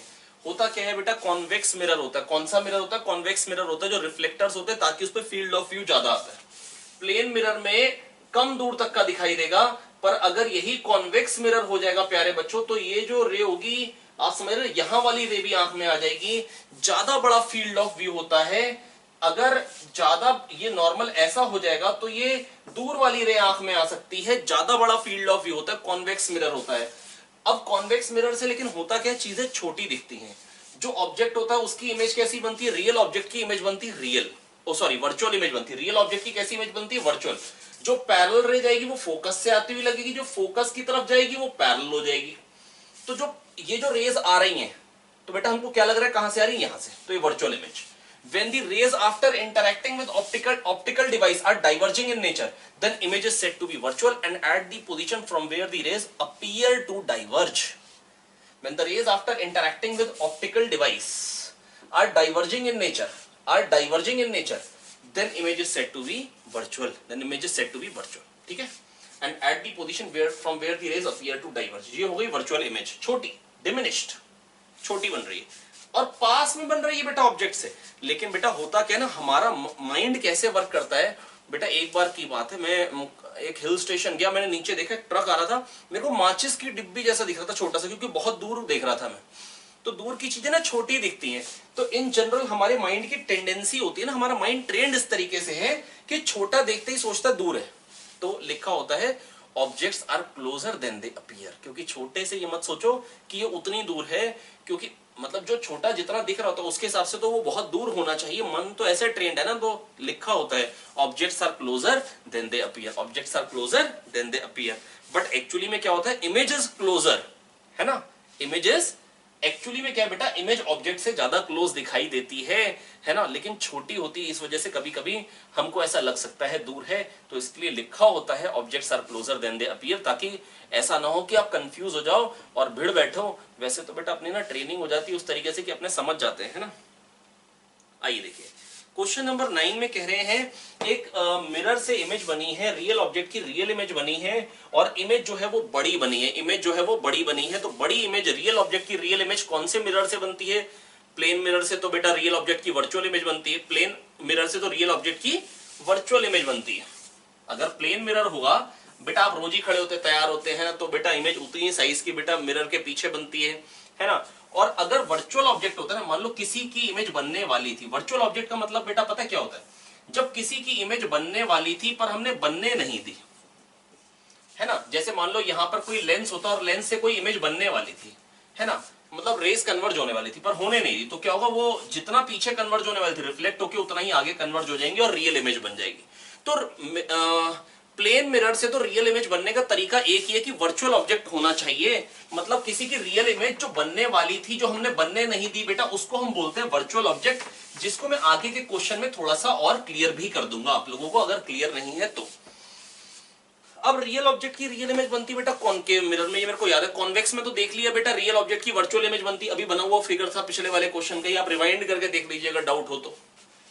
अब यहां पर बेटा मेरे को पक्का है कि रियल ऑब्जेक्ट की रियल इमेज बनानी बड़ी, तो ऑब्जेक्ट को f से 2f में रखना है, तो f इधर होगा और ये 2f, ठीक है, और इधर कहीं बेटा मिरर होगा, तभी बेटा ऐसा हो सकता है कि बड़ी इमेज बन जाए। क्योंकि अगर इधर रखूंगा और यहां से जो पोल पे जो रह जाएगी उतने ही एंगल पे वापस आएगी, और यहां अगर इमेज बनी फिर तो छोटी बनेगी, बड़ी बननी है, तो इसका मतलब कॉनकेव मिरर होना चाहिए to the left of object, to the left of object. अगर बेटा बड़ी बनानी है, मेरी बात समझिएगा ध्यान से बेटा, ये ऑब्जेक्ट है, इमेज ये बनानी है, ऐसा तो तभी पॉसिबल है जब कॉनकेव मिरर इधर हो। क्योंकि बेटा अगर कॉनकेव मिरर इधर होगा तो अगर इधर जो रह जाएगी उसी एंगल पे आएगी तो छोटी इमेज बन जाएगी प्यारे बच्चों, है ना। तो बस मैं आपको ये समझाना चाह रहा हूं कि कॉनकेव मिरर और किधर होगा बेटा, लेफ्ट ऑफ द ऑब्जेक्ट में। तो बेटा कौन सा ऑप्शन करेक्ट हो जाएगा? Concave mirror place to the left of i, concave mirror placed towards concave and placed towards left of eye, concave and placed towards right of eye, convex तो हो ही नहीं सकता, concave ही होना चाहिए, और पूछ रहे आई के लेफ्ट में है या राइट में, तो बेटा आई के भी लेफ्ट में और ओ के भी लेफ्ट में, ठीक है, बिल्कुल सही बात है। तो कौन सा ऑप्शन करेक्ट हो गया बेटा? Option B, option B. आइए बच्चों देख लेते कैसे रिवाइज किया था हमने ऑब्जेक्ट इमेज रिलेशन। बच्चों मैंने आपको बताया था कि देखो यहाँ पे ऑब्जेक्ट है ना, और हमने क्या किया कि बेटा ये सेंटर ऑफ कर्वेचर है, सेंटर ऑफ कर्वेचर से जो भी रे पास होगी बेटा वो तो नॉर्मल ही होगी, परपेंडिकुलर होगा। तो बेटा कोई भी दो रे हमने कंसिडर करी थी, एक जो बिल्कुल ऐसे जाएगी पोल पे तो बिल्कुल वो वैसे ही वापस आ जाएगी, है ना, और एक रे बेटा मैंने कौन सी कंसिडर करी है, जो अल्फा एंगल पे निकलेगी, एंगल ऑफ इंसिडेंस आई है तो एंगल ऑफ रिफ्लेक्शन भी आई होगा, और ये वापस आ गई और ये यहां मीट कर गई, और इसको हम बोल रहे हैं इमेज। क्या बोल रहे हैं बेटा? इसको हम इमेज। पर अब ये सवाल ये उठता है कि हम इसको इमेज क्यों बोल रहे हैं। आइए बेटा इसका जवाब देने के लिए पहले एक बार डेरिवेशन देख लेते हैं, इसके डेरिवेशन में ही इसका जवाब है। अल्फा जो होगा वो क्या होगा, आई प्लस बीटा। अल्फा जो होगा बेटा exterior angle equals to sum of two opposite interior angle, और बीटा क्या हो जाएगा, i plus gamma. Alpha angle है जिसपे रे निकली, बीटा है जिस पॉइंट पे वो इंसिडेंट हुई, वहां पर उस लाइन को अगर मैं सेंटर ऑफ कर्वेचर से ज्वाइन करूं तो वो कितना एंगल सबटेंड करी प्रिंसिपल एक्सिस के साथ, और गामा है जो रिफ्लेक्टेड लाइट आई उसका प्रिंसिपल एक्सिस से क्या एंगल है ना। तो अल्फा हो जाएगा प्यारे बच्चों आई प्लस बीटा, बीटा हो जाएगा आई प्लस गामा, है ना। हम ये पहले पढ़ चुके हैं, अगर आपने पहले अच्छे से नहीं पढ़ रखा है बाई चांस तो आप इस वीडियो को एक दो बार देख लेंगे, ठीक है। तो अल्फा क्या हो जाएगा प्यारे बच्चों, आई प्लस बीटा, बीटा क्या हो जाएगा, आई प्लस गामा, है ना। यहां से आप क्या करेंगे, आई की वैल्यू दोनों से निकाल के कंपेयर कर देंगे। तो जब दोनों से आप आई की वैल्यू निकाल के कंपेयर करेंगे, alpha minus beta equal to beta minus gamma, यहां से आ जाएगा बेटा, अब इसको इधर ले माइनस बीटा, इधर आके क्या हो जाएगा प्लस बीटा, है ना।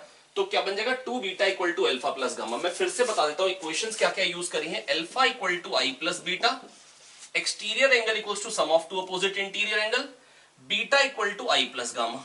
बीटा क्या आएगा प्यारे बच्चों, आई प्लस गामा, दोनों से आई की वैल्यू निकाल के कंपेयर किया, ये रिलेशन आ गया। फेरेक्सियल रेज के लिए डेरिवेशन करते हैं हम, अल्फा टेन अल्फा के बराबर होगा, बीटा टेन बीटा के बराबर होगा और गामा टेन गामा के। तो अगर मैं अल्फा को टेन अल्फा से रिप्लेस करूं तो वैल्यू क्या आ जाएगी? देखो मैं जानता हूं, ये आपको दिखाई तो देगा, ये यू यहां से डिस्टेंस होता है पोल से, लेकिन बेटा अगर ये मैं एक्चुअली मेरे को छोटे एंगल्स के लिए मैं डिराइव कर रहा हूं, अल्फा एक्चुअली बहुत छोटा है, पर अगर मैं उतना छोटा दिखाऊंगा तो बना नहीं पाऊंगा। तो आप ये मान सकते हैं कि अगर ये बहुत पास होता, सोच के देखो, तो परपेंडिकुलर यहीं पे ही हिट करता। तो अल्फा को मैं कह सकता हूं जो भी एच है अपॉन यू, बीटा को मैं बोल सकता हूं H upon R, tan beta हो जाएगा एच अपॉन आर, है ना। सेंटर ऑफ कर्वेचर तक के डिस्टेंस को आर बोलते हैं। और गामा क्या हो जाएगा बेटा? एच अपॉन वी, ये जो दिखा रखा है मैंने इमेज का डिस्टेंस वी।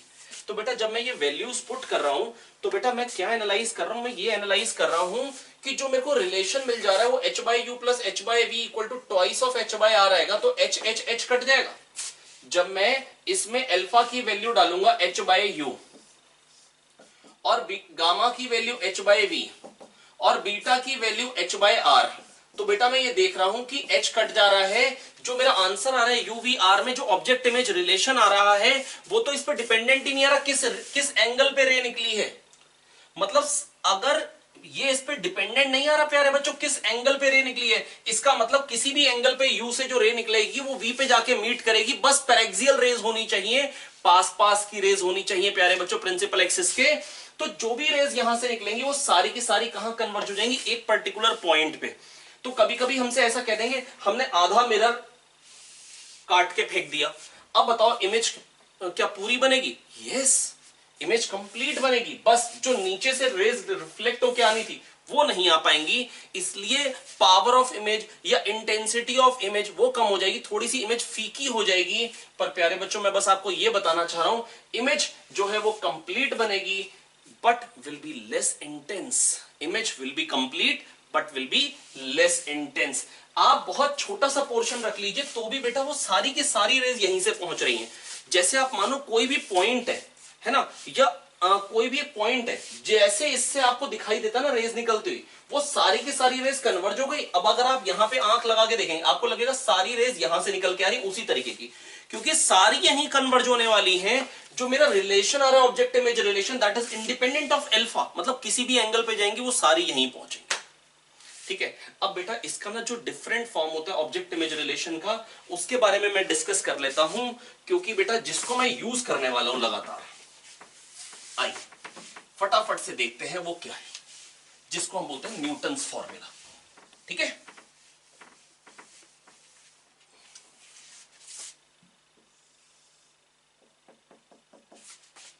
मान लो ये ऑब्जेक्ट है ना, जिसका फोकस से डिस्टेंस मान लो x1 है, और जो इमेज थी मान लो उसका जो डिस्टेंस है फोकस से वो बेटा क्या है x2। ठीक है, तो बेटा बस मैं आपको ये कह रहा हूं u क्या हो जाएगा बेटा f प्लस x1। कैसे बेटा? u जो है वो यहां से डिस्टेंस था तो वो क्या हो जाएगा f प्लस x1। v क्या हो जाएगा प्यारे बच्चों f प्लस x2, है ना। बेटा r बाई 2 को मैंने f कह दिया तो बेटा ये आ गया 1 बाई f। अब बेटा गुस्से में आके एलसीएम बाजी करनी है, u को मैंने कह दिया f प्लस x1, v जो है बेटा वो क्या हो जाएगा f ये डिस्टेंस है ना, x2 ये है, तो बेटा v तो यहां से लेके यहां तक का डिस्टेंस ही तो था, v ये डिस्टेंस था, और जिसको मैं क्या कह सकता हूं प्यारे बच्चों f प्लस x2। बस बेटा इसको आप सॉल्व कर लेंगे, क्या बन जाएगा f plus x2 plus f plus x1, LCM बाजी करेंगे upon f plus x1 into f plus x2। जब ये आप एलसीएम बाजी करेंगे तो आपको क्या दिखाई दे रहा है बेटा? ये 1 बाई f। और बेटा इसको अब फर्दर आगे मैनिपुलेट करिए, क्या मिल जाएगा 2f स्क्वायर, क्योंकि f plus f 2f multiply करिए x1 plus x2 into f, x1 plus x2 into f, और ये क्या बन जाएगा? ये बेटा f plus x1 f plus x2, तो बेटा इधर जाके क्या हो जाएगा f square plus fx1 plus fx2 plus x1 x2। ठीक है बेटा, ये बन जाएगा 2f स्क्वायर, इधर f स्क्वायर, तो इधर f स्क्वायर आ जाएगा, और fx प्लस fx1 fx2 इधर से कट जाएगा, तो बेटा बन क्या जाएगा x1 x2 f स्क्वायर। यही बेटा मैं आपको कहना चाह रहा हूं, ये बेस्ट रिलेशन है। ये क्या रिलेशन आया बेटा? x1 x2 f square.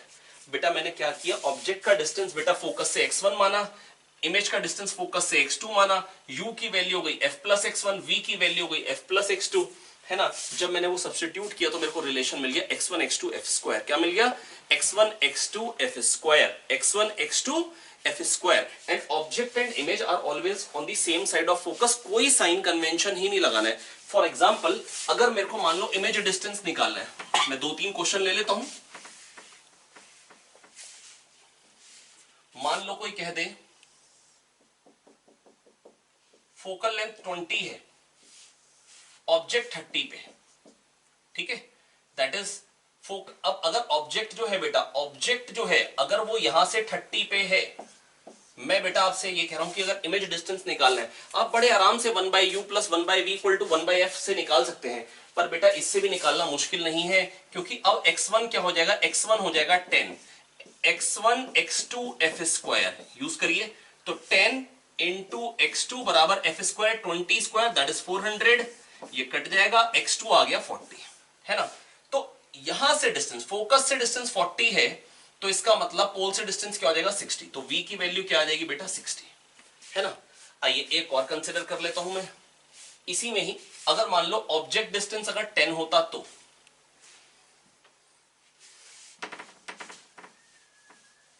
अगर ऑब्जेक्ट डिस्टेंस प्यारे बच्चों 10 होता इसी में ही, है ना, फोकल लेंथ 20 है, ऑब्जेक्ट जो है बेटा अगर वो 10 पे है, ठीक है, तो फोकस से डिस्टेंस क्या हो जाएगा ऑब्जेक्ट का, फोकस से डिस्टेंस भी 10 हो जाएगा, सेम वही कैलकुलेशन 10x2, बेटा अगर फोकस से डिस्टेंस 10 है तो 10 इंटू x2 बराबर f स्क्वायर 20 स्क्वायर 400, यहां से क्या आ जाएगा, x2 क्या आ गया प्यारे बच्चों 40, कितना आ गया प्यारे बच्चों 40, है ना। तो आपको मैंने ये यूज करना रिवाइज करा दिया कि कैसे करते हैं, है ना। तो बेटा x2 आ गया 40, यहां से डिस्टेंस 40 है, तो बेटा 20 पे तो पोल है, तो 20 और इधर, तो इमेज बनेगी 20 इधर। हमको पता है जब पोल से फोकस में ऑब्जेक्ट होता है तो इमेज वर्चुअल होती है, इरेक्ट होती है और मैग्नीफाइड होती है कॉनकेव में, है ना। आइए कॉन्वेक्स के लिए भी एक आपको एग्जांपल देके दिखा देता हूं।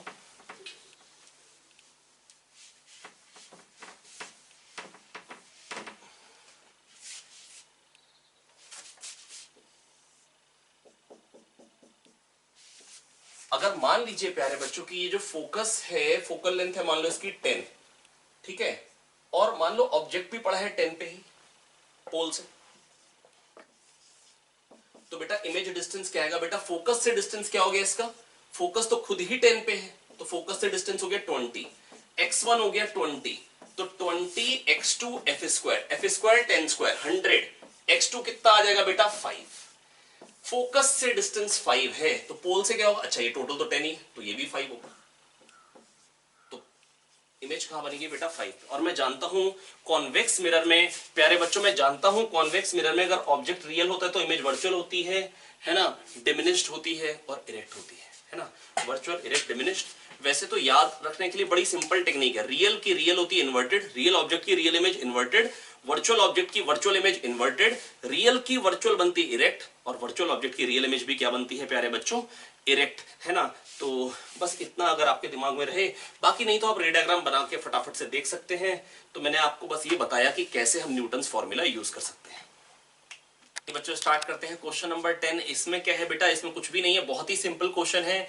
इसमें है कह रहे लाइन ज्वाइनिंग, जो ऑब्जेक्ट और इमेज को ज्वाइन करने वाली लाइन होगी वो नॉर्मल टू दी मिरर होगी, किस केस में, प्लेन में, कॉनकेव में, कॉन्वेक्स में, ऐसे ऑप्शन है हमारे पास बेटा। ये तो हर एक टाइप के मिरर में होगी, कैसा भी स्फेरिकल मिरर हो या प्लेन मिरर हो, ये तो हर एक टाइप में वैलिड होगी। ऐसा क्यों, क्योंकि बेटा देखो, ये देखो अगर प्लेन मिरर है तो ये ऑब्जेक्ट है, ये इमेज है ना, और बेटा ये तो परपेंडिकुलर ही होगी ना, ये जो ऑब्जेक्ट इमेज को ज्वाइन करने वाली लाइन है ये तो पक्का है कि बेटा परपेंडिकुलर ही होगी ना बेटा मिरर के, इसमें तो कोई डाउट है ही नहीं। अब मैं कह रहा हूं मान लो कॉनकेव हो,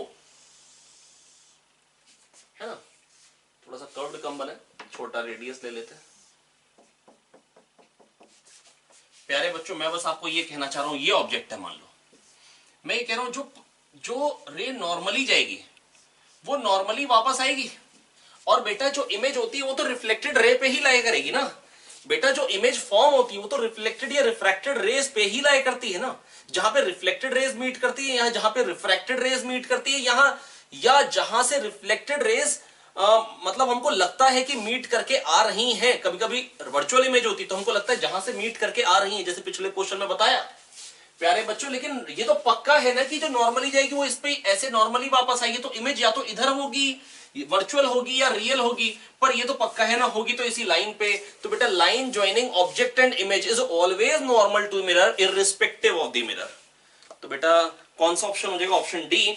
अगला क्वेश्चन है बेटा, कह रहे हैं कॉन्वेक्स मिरर है, ऑब्जेक्ट पड़ा है 50 सेंटीमीटर पे, हमने एक प्लेन मिरर रख दिया है ऑब्जेक्ट से 30 सेंटीमीटर पे। अब कह रहे हैं दोनों मिरर से जो इमेज बन रही है वर्चुअल है और सेम जगह पे है। आइए बच्चों जरा समझते हैं, ध्यान से पूछ रहे हैं radius of curvature of the mirror. आइए समझने की कोशिश करते हैं, बहुत ही सिंपल है। अच्छा, ये कॉन्वेक्स मिरर है, 50 पे ऑब्जेक्ट है, ठीक है, 50 पे ऑब्जेक्ट है, 30 पे हमने रखा प्लेन मिरर। ये जो 30 पे प्लेन मिरर है यहां से, इसकी इमेज 30 पे ही इधर बन जाएगी, इसका मतलब 10 इधर। तो बेटा मैं बस आपको ये कह सकता हूं कि जो ऑब्जेक्ट है वो 50 पे है, इससे इमेज 30 पे बनेगी और ये 50 पे, दैट इज 60 पे यहां से बननी है, और ये तो 20 पे है ना, क्योंकि 30 प्लस 20 50, तो 10 इधर बन रही है। तो बेटा जो कॉन्वेक्स मिरर से इमेज बन रही है वो 10 इधर बन रही है। और बेटा मैं जानता हूं 1/u plus 1/v equal to 1/f। अब साइन कन्वेंशन जो आप यूज करते हैं बेटा वैसे परफेक्ट तो रहता है कि इंसिडेंट रेज के डायरेक्शन में पॉजिटिव होता है, तो u जो है वो नेगेटिव साइड पे है, -50 आ जाएगा, प्लस 1/v, v जो है बेटा वो पॉजिटिव साइड पे, plus 1/10 is equal to 1/f। तो ये यहां से क्या आ जाएगा, 1/f is equal to 1/10 common 1 minus 1/5, ये हो जाएगा 4/5, ये हो गया 50/4 दैट इज 12.5। फोकल लेंथ 12.5 है मिरर की, तो रेडियस ऑफ कर्वेचर कितना हो जाएगा 25। रेडियस ऑफ कर्वेचर क्या हो जाएगा प्यारे बच्चों 25। यूज क्या किया, बहुत simple, 1/u plus 1/v equal to 1/f mirror formula use किया। आ गए हम क्वेश्चन नंबर 12 पे। लल्लू सवाल है बिल्कुल प्यारे बच्चों ये। इसमें कहा गया है कि जो एक इन्फिनाइट रॉड है, अच्छा वो u से लेके इन्फिनाइट तक लाया करती है। बेटा u से लेके इन्फिनाइट तक लाया करती है कॉनकेव मिरर में, ये 12th के लिए बना रहा हूं फिगर। बेटा कहां से कहां लाया कर रही है, बेटा ये फोकल लेंथ है, फोकल लेंथ के बाद ही है वो, u से लेके इन्फिनाइट तक की रॉड है ना। और बेटा कह रहे हैं बताओ लेंथ ऑफ इमेज क्या आएगी। बेटा इन चारों में से पूछा है प्यारे बच्चों। मैं बस आपको एक ही बात बताना चाहता हूं, मैं तो कह रहा हूं काश आप u को 2f मान लो, है ना, अगर आपके दिमाग में ये चीजें क्लिक कर जाती हैं तो, है ना। u को आप 2f ले लो, उससे क्या होगा 2f की इमेज तो 2f पे आएगी और इन्फिनिटी वाले की इमेज f पे, तो जो इमेज बनेगी वो ये बनेगी, है ना। ये इमेज वाली रॉड हो गई जिसकी लेंथ f है, तो u को 2f रखो। अब देखो f किस में आ रहा है, 2f minus f, f square by f क्या हो जाएगा f, ये हो जाएगा 2f square upon f 2f, ये क्या हो जाएगा f बाय 3, ठीक है। और यहां से बेटा 2f रखने पे क्या आ जाएगा, ये आ जाएगा 2f बाय 3। तो मतलब f खाली किस में आ रहा है, इसमें, therefore this is the correct one. ऐसा नहीं है कि ये क्वेश्चन वैसे बहुत मुश्किल है, बिल्कुल भी मुश्किल नहीं है। अगर सिंपल मेथड से भी करना हो, मैं ऐसा इसलिए कर रहा हूं क्योंकि बेटा कई बार ये चीजें यूज होती हैं, अगर आप थोड़ा सा दिमाग लगा के रखेंगे तो आपको कई बार बहुत फायदा मिलेगा। आइए देखिए, अब ये फोकल लेंथ है f, अब u जो है वो f से परे है। अब कितना परे है मेरे को पता नहीं, है ना, मान लो यहां पे, यहां से लेके इन्फिनिट तक की रॉड है। तो बेटा अगर ये u है ये f है, तो ये चीज क्या हो जाएगी u माइनस f, ठीक है। अब इन्फिनिटी वाले की इमेज तो पक्का है कि f पे ही बनेगी, इन्फिनिटी की इमेज तो f पे ही बनेगी, और ये u माइनस f की कहां बन जाएगी बेटा, u माइनस f ये ऑब्जेक्ट की पोजीशन हो गई, x1 x2 f स्क्वायर, है ना। ये तो आपको मालूम ही होगा, जो फोकस से बेटा डिस्टेंस होता है ऑब्जेक्ट का, अगर वो x1 है और इमेज का डिस्टेंस क्या होता है बेटा x2, x1 x2 f square होता है बेटा, product of distance of object and distance of image from the focus is f square, x1 x2 f square होता है। यहां से x2 क्या आ जाएगा बेटा, जो इसकी इमेज की पोजीशन आ जाएगी वो कहां आ जाएगी बेटा, f square upon u minus f, और बेटा एक एंड की इमेज तो यहीं पे ही है, दूसरे एंड की इमेज जहां पे आ गई यहां से बेटा वही तो हो गई लेंथ। नहीं समझ में आया बेटा, मैं फिर बता देता हूं आपको बेटा, ये है कॉनकेव मिरर, बेटा ये ऑब्जेक्ट है, कहीं से लेके कहीं तक हो मेरे को कुछ मतलब नहीं, इन्फिनिटी वाले की इमेज तो ये पक्का है कि यहीं पे आएगी, और इस पॉइंट की इमेज कहां पे आ जाएगी बेटा ये उल्टी हो जाएगी इमेज लॉन्गिट्यूडनली, तो पक्की बात है। इसकी इमेज जहां पे आएगी बेटा, जो फोकस से डिस्टेंस होता है ऑब्जेक्ट का, है ना, और इमेज का, x1 x2, ये बेटा होता है एफ स्क्वायर। ये क्या होता है प्यारे बच्चों? F square. x1 क्या हो जाएगा? ये u है, ये f है, ये हो गया u माइनस एफ। तो u minus F into x2 प्यारे बच्चों निकल के आ रहा है एफ स्क्वायर, तो x2 आ जाएगा F square upon u minus F. x2 क्या निकल के आ जाएगा प्यारे बच्चों? F square upon u minus F. आप बहुत इजीली देख सकते हैं कि जो यहां इस पॉइंट, इसकी इमेज का जो डिस्टेंस आएगा ना बेटा, जो इसकी इमेज का डिस्टेंस आएगा, क्योंकि इसकी इमेज जो इन्फिनिटी वाले की इमेज है वो तो फोकस पे ही बनेगी, और जहां इसकी इमेज बनेगी बेटा x1 अगर बढ़ता है तो x2 कम होता है। इसकी इमेज यहां पे आई है तो बाकी सबकी इमेज तो पहले ही आएगी ना, क्योंकि x1 x2 एफ स्क्वायर है। आप सोच के देखिए, ऑब्जेक्ट की पोजीशन बढ़ती जा रही है। इस पॉइंट, ये जो ऑब्जेक्ट है ये दूर है, ये और दूर है, ये और दूर है, तो इसके लिए इमेज और पास और पास और पास और पास, इन्फिनिटी वाले के लिए तो यही। तो बच्चों मैं बस आपको ये समझाना चाह रहा हूं, जो इस पॉइंट की इमेज का डिस्टेंस होगा फोकस से, वही लेंथ ऑफ इमेज होगी, अगर आप ध्यान से सोचें तो। ठीक है, आइए बढ़ते हैं आगे। अब आ गए हम लोग, अगर कोई भी क्वेश्चन क्लियर ना हो, है ना, आप दोबारा हमसे पूछ सकते हैं। मैं नेक्स्ट एक और वीडियो फ्रेम कर दूंगा अगर आपको क्लियर ना हो तो। आइए बच्चों स्टार्ट करते हैं क्वेश्चन नंबर 13। देखिए बेटा बहुत ही सिंपल क्वेश्चन है। यहां पर क्या है बेटा, ऑब्जेक्ट जो है प्रिंसिपल एक्सिस पे चल रहा है और 4 सेंटीमीटर पर सेकेंड उसकी रफ्तार है, जब 20 के डिस्टेंस पे है ना। फोकल लेंथ आपको गिवन है, आपसे पूछा है बताइए इमेज की वेलोसिटी क्या होगी। देखो बेटा मैं आपको उससे पहले ना आपको रिवाइज करा देता हूं कुछ एक फॉर्मूलेज। बेटा ट्रांसवर्स मैग्निफिकेशन होता है minus v by u, f minus v by f, f upon f minus u. याद रखने का तरीका क्या होगा, यू हमेशा नीचे आता है, यू वाली चीजें नीचे, वी वाली चीजें ऊपर। ठीक है, तो बेटा minus v by u, f minus v by f, f upon f minus u. याद रखने का तरीका, यू नीचे, तू तड़ा करने वाले नीचे रह जाते हैं, वी हम लोग टीम वाले ऊपर रहते हैं ना। तो बेटा minus v by u, f minus v by f, f upon f minus u, ये हो गया ट्रांसवर्स मैग्निफिकेशन के लिए।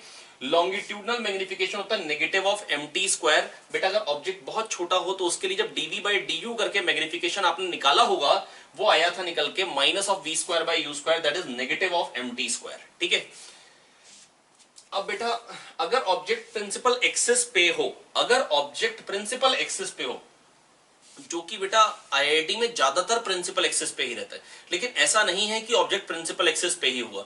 इट माइट बी को प्रिंसिपल एक्सिस पे ना हो, इट माइट बी कि वो प्रिंसिपल एक्सिस पे ना हो। नहीं होगा तो क्या करना है वो भी मैं आपको बताऊंगा, लेकिन अभी के लिए ये देखते हैं, है ना।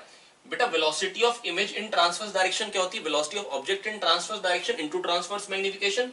Velocity of image in longitudinal direction is velocity of object in longitudinal direction into longitudinal magnification if mirror is at rest, if mirror is at rest.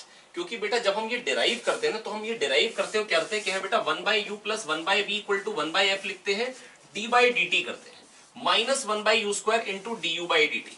अब बेटा D U by D T को velocity of object in longitudinal direction कह देना थोड़ा सा गलत है। u कितनी तेजी से वेरी कर रहा है, u डिस्टेंस है of the object, and du by dt क्या होगा, वेलोसिटी ऑफ ऑब्जेक्ट नहीं होगा, velocity of object in longitudinal direction with respect to mirror होगा, velocity of object in longitudinal direction with respect to mirror होगा। I hope मैं आपको समझा पा रहा हूं प्यारे बच्चों। du by dt velocity of object नहीं होगा, velocity of object in longitudinal direction with respect to mirror होगा, है ना। Similarly minus 1 by V D minus 1 by V square DV by D भी velocity of image in longitudinal direction with respect to mirror होगा, इसका नहीं। तो बेटा velocity of object image in longitudinal direction with respect to mirror is longitudinal magnification. बेटा यहीं से we I L की जब वैल्यू आप निकालोगे, इसको उधर ले जाके, तो minus V square by you square, that is longitudinal magnification into velocity of object आपको मिल रही होगी in longitudinal direction with respect to mirror. तो बेटा जब भी अगर मिरर भी चल रहा हो तो तरीका क्या होता है, अगर ऑब्जेक्ट प्रिंसिपल एक्सिस पे हो, आप वेलोसिटी के दोनों कंपोनेंट ले लेते हैं, ट्रांसवर्स डायरेक्शन में और लॉन्गिट्यूडनल डायरेक्शन में, फिर वो वेलोसिटी आप निकाल लेते हैं विद रिस्पेक्ट टू मिरर। जब वो velocity with respect to mirror प्यारे बच्चों जब आप निकाल लेंगे, तो उसके बाद क्या करना होता है, उसके बाद बेटा बिल्कुल सिंपल कहानी होती है। लॉन्गिट्यूडनल डायरेक्शन में जो ऑब्जेक्ट की वेलोसिटी है विद रिस्पेक्ट टू मिरर, उसको लॉन्गिट्यूडनल मैग्निफिकेशन से मल्टीप्लाई करेंगे, जो ट्रांसवर्स डायरेक्शन में आएगी उसको ट्रांसवर्स मैग्निफिकेशन से मल्टीप्लाई करेंगे। बेटा ऐसा क्यों कर रहे हैं, क्योंकि h I by h o m t है। अच्छा ये कहां से आया था, जस्ट आपको बता दे रहा हूं ताकि आपको चीजें क्लियर रहे। H I by h o होता है एम टी, ठीक है। अगर प्यारे बच्चों h I by h o m t है और ऑब्जेक्ट जो है वो प्रिंसिपल एक्सिस पे है, ठीक है, इसका डेरिवेटिव लेंगे तो क्या आएगा, थोड़ा जगह कम है, यहां पे कर देते हैं, ठीक है। तो एच आई आ गया M T into H O, ठीक है। अब D H I by D T हो जाएगी velocity of image in transfer direction with respect to mirror, क्योंकि प्रिंसिपल एक्सिस से डिस्टेंस होगा ऑब्जेक्ट का, और M T into D H O by D T आएगा, वो जाएगा velocity of object in transfer direction with respect to mirror, और plus H O into D M by D T. पर बेटा अगर ऑब्जेक्ट प्रिंसिपल एक्सिस पे ही है तो ये क्वांटिटी तो जीरो जाएगी, एच ओ तो जीरो है। बस ये इसीलिए मैं कहना चाह रहा था कि बेटा ऑब्जेक्ट की नहीं, अगर ये जीरो ना होता, अगर एच ओ जीरो ना होता, फिर ये वाला पार्ट भी आ जाता है, ठीक है। मैं उस पर भी आपको क्वेश्चन कराऊंगा, मेरी नेक्स्ट वीडियो जो आएगी है ना, एक एक करके हल्का हल्का लेवल बढ़ा दूंगा, कोशिश करूंगा हर एक कॉन्सेप्ट को मैं बीच में ले आऊंगा, ठीक है। अब बेटा मेरी बात सुन लेंगे ध्यान से, यहां से क्या गया बेटा, m l equal to negative of m t square, है ना। एक बात हमको ये पता लग गई, मैंने क्या क्या सीख लिया मैं आपको रिवाइज करा देता हूं। ट्रांसवर्स मैग्निफिकेशन होता है minus v by u, f minus v by f, f upon f minus u, है ना। हालांकि लेंसेज में जब आएगा तो यू के बदले खाली माइनस यू हो जाएगा, बाकी सब सेम टू सेम होता है। यहाँ पे one by you plus one by we equal to one by f होता है, वहां पे one by v minus one by u equal to one by f होता है, यू के बदले माइनस यू आ जाता है हर जगह, बस, ठीक है। और ml आता है minus m t square, this is longitudinal magnification for very small object.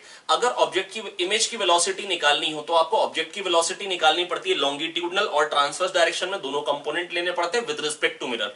Longitudinal component को लॉन्गिट्यूडनल मैग्निफिकेशन से मल्टीप्लाई करेंगे तो इमेज की वेलोसिटी आ जाएगी इन लॉन्गिट्यूडनल डायरेक्शन, और ट्रांसवर्स वाले कंपोनेंट को ट्रांसवर्स मैग्निफिकेशन से मल्टीप्लाई करेंगे तो उससे आपके पास इमेज की वेलोसिटी आ जाएगी in transverse direction with respect to mirror. फिर velocity of image with respect to mirror plus velocity of mirror से वेलोसिटी ऑफ इमेज निकाली जाती है, ये पूरा प्रोसेस होता है। हालांकि इस क्वेश्चन में ऐसा कुछ भी रिक्वायर्ड नहीं है, ठीक है। मैं हालांकि थोड़ा सा आपको प्रैक्टिस करा दूंगा ताकि ऐसा ना रहे कि मैं जस्ट ये क्वेश्चन ही कंप्लीट कर दूं, है ना, मैं चीजें आपको क्लियर करता चला जाऊंगा। तो प्यारे बच्चों आइए देखिए इस क्वेश्चन में क्या है बेटा, यहां पर बेटा देखो यू भी नेगेटिव साइड में क्योंकि इंसिडेंट रेज इधर होंगी, और फोकस भी नेगेटिव साइड में, हालांकि फोकस जो है हाँ वो भी नेगेटिव साइड में है ना।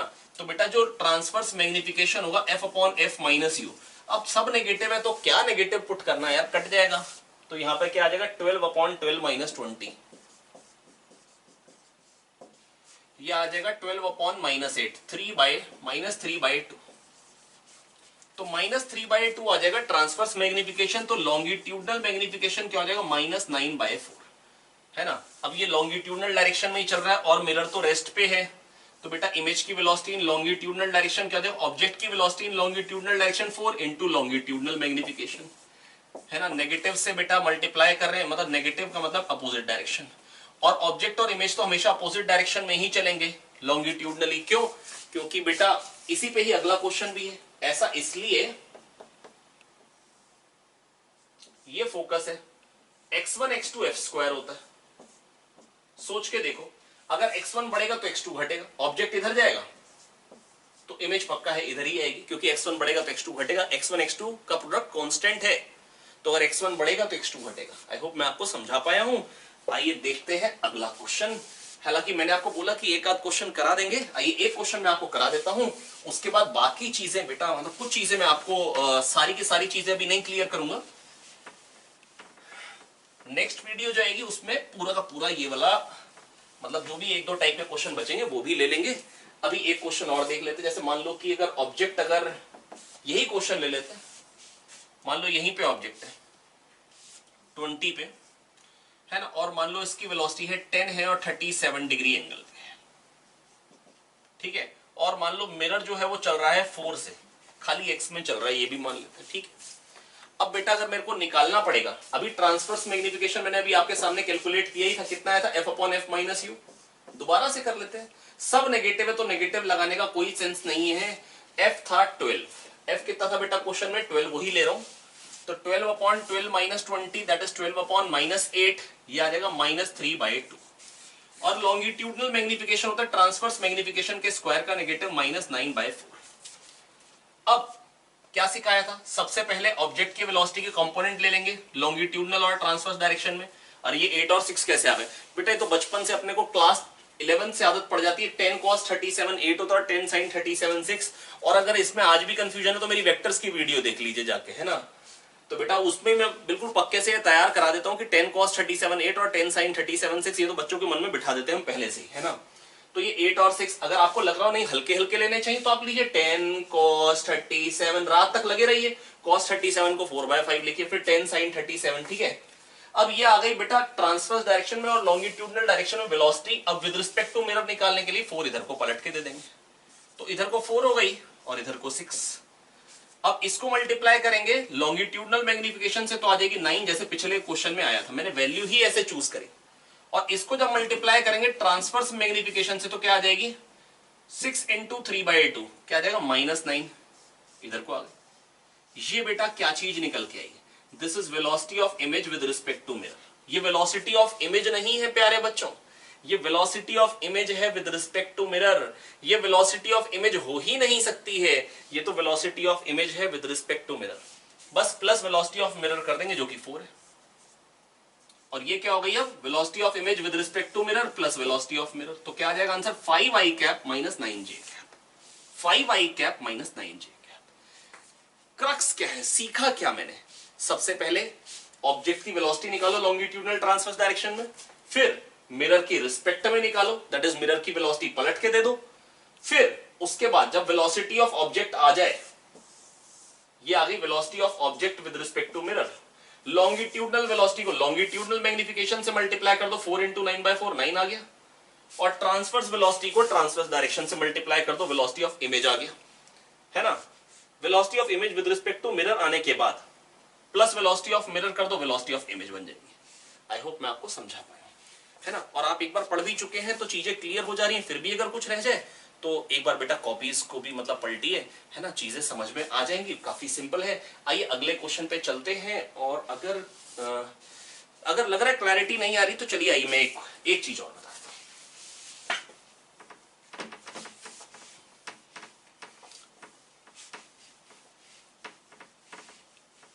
बेटा सबसे पहली बात अभी मैंने सिखाया यही है, if object is on the principal axis.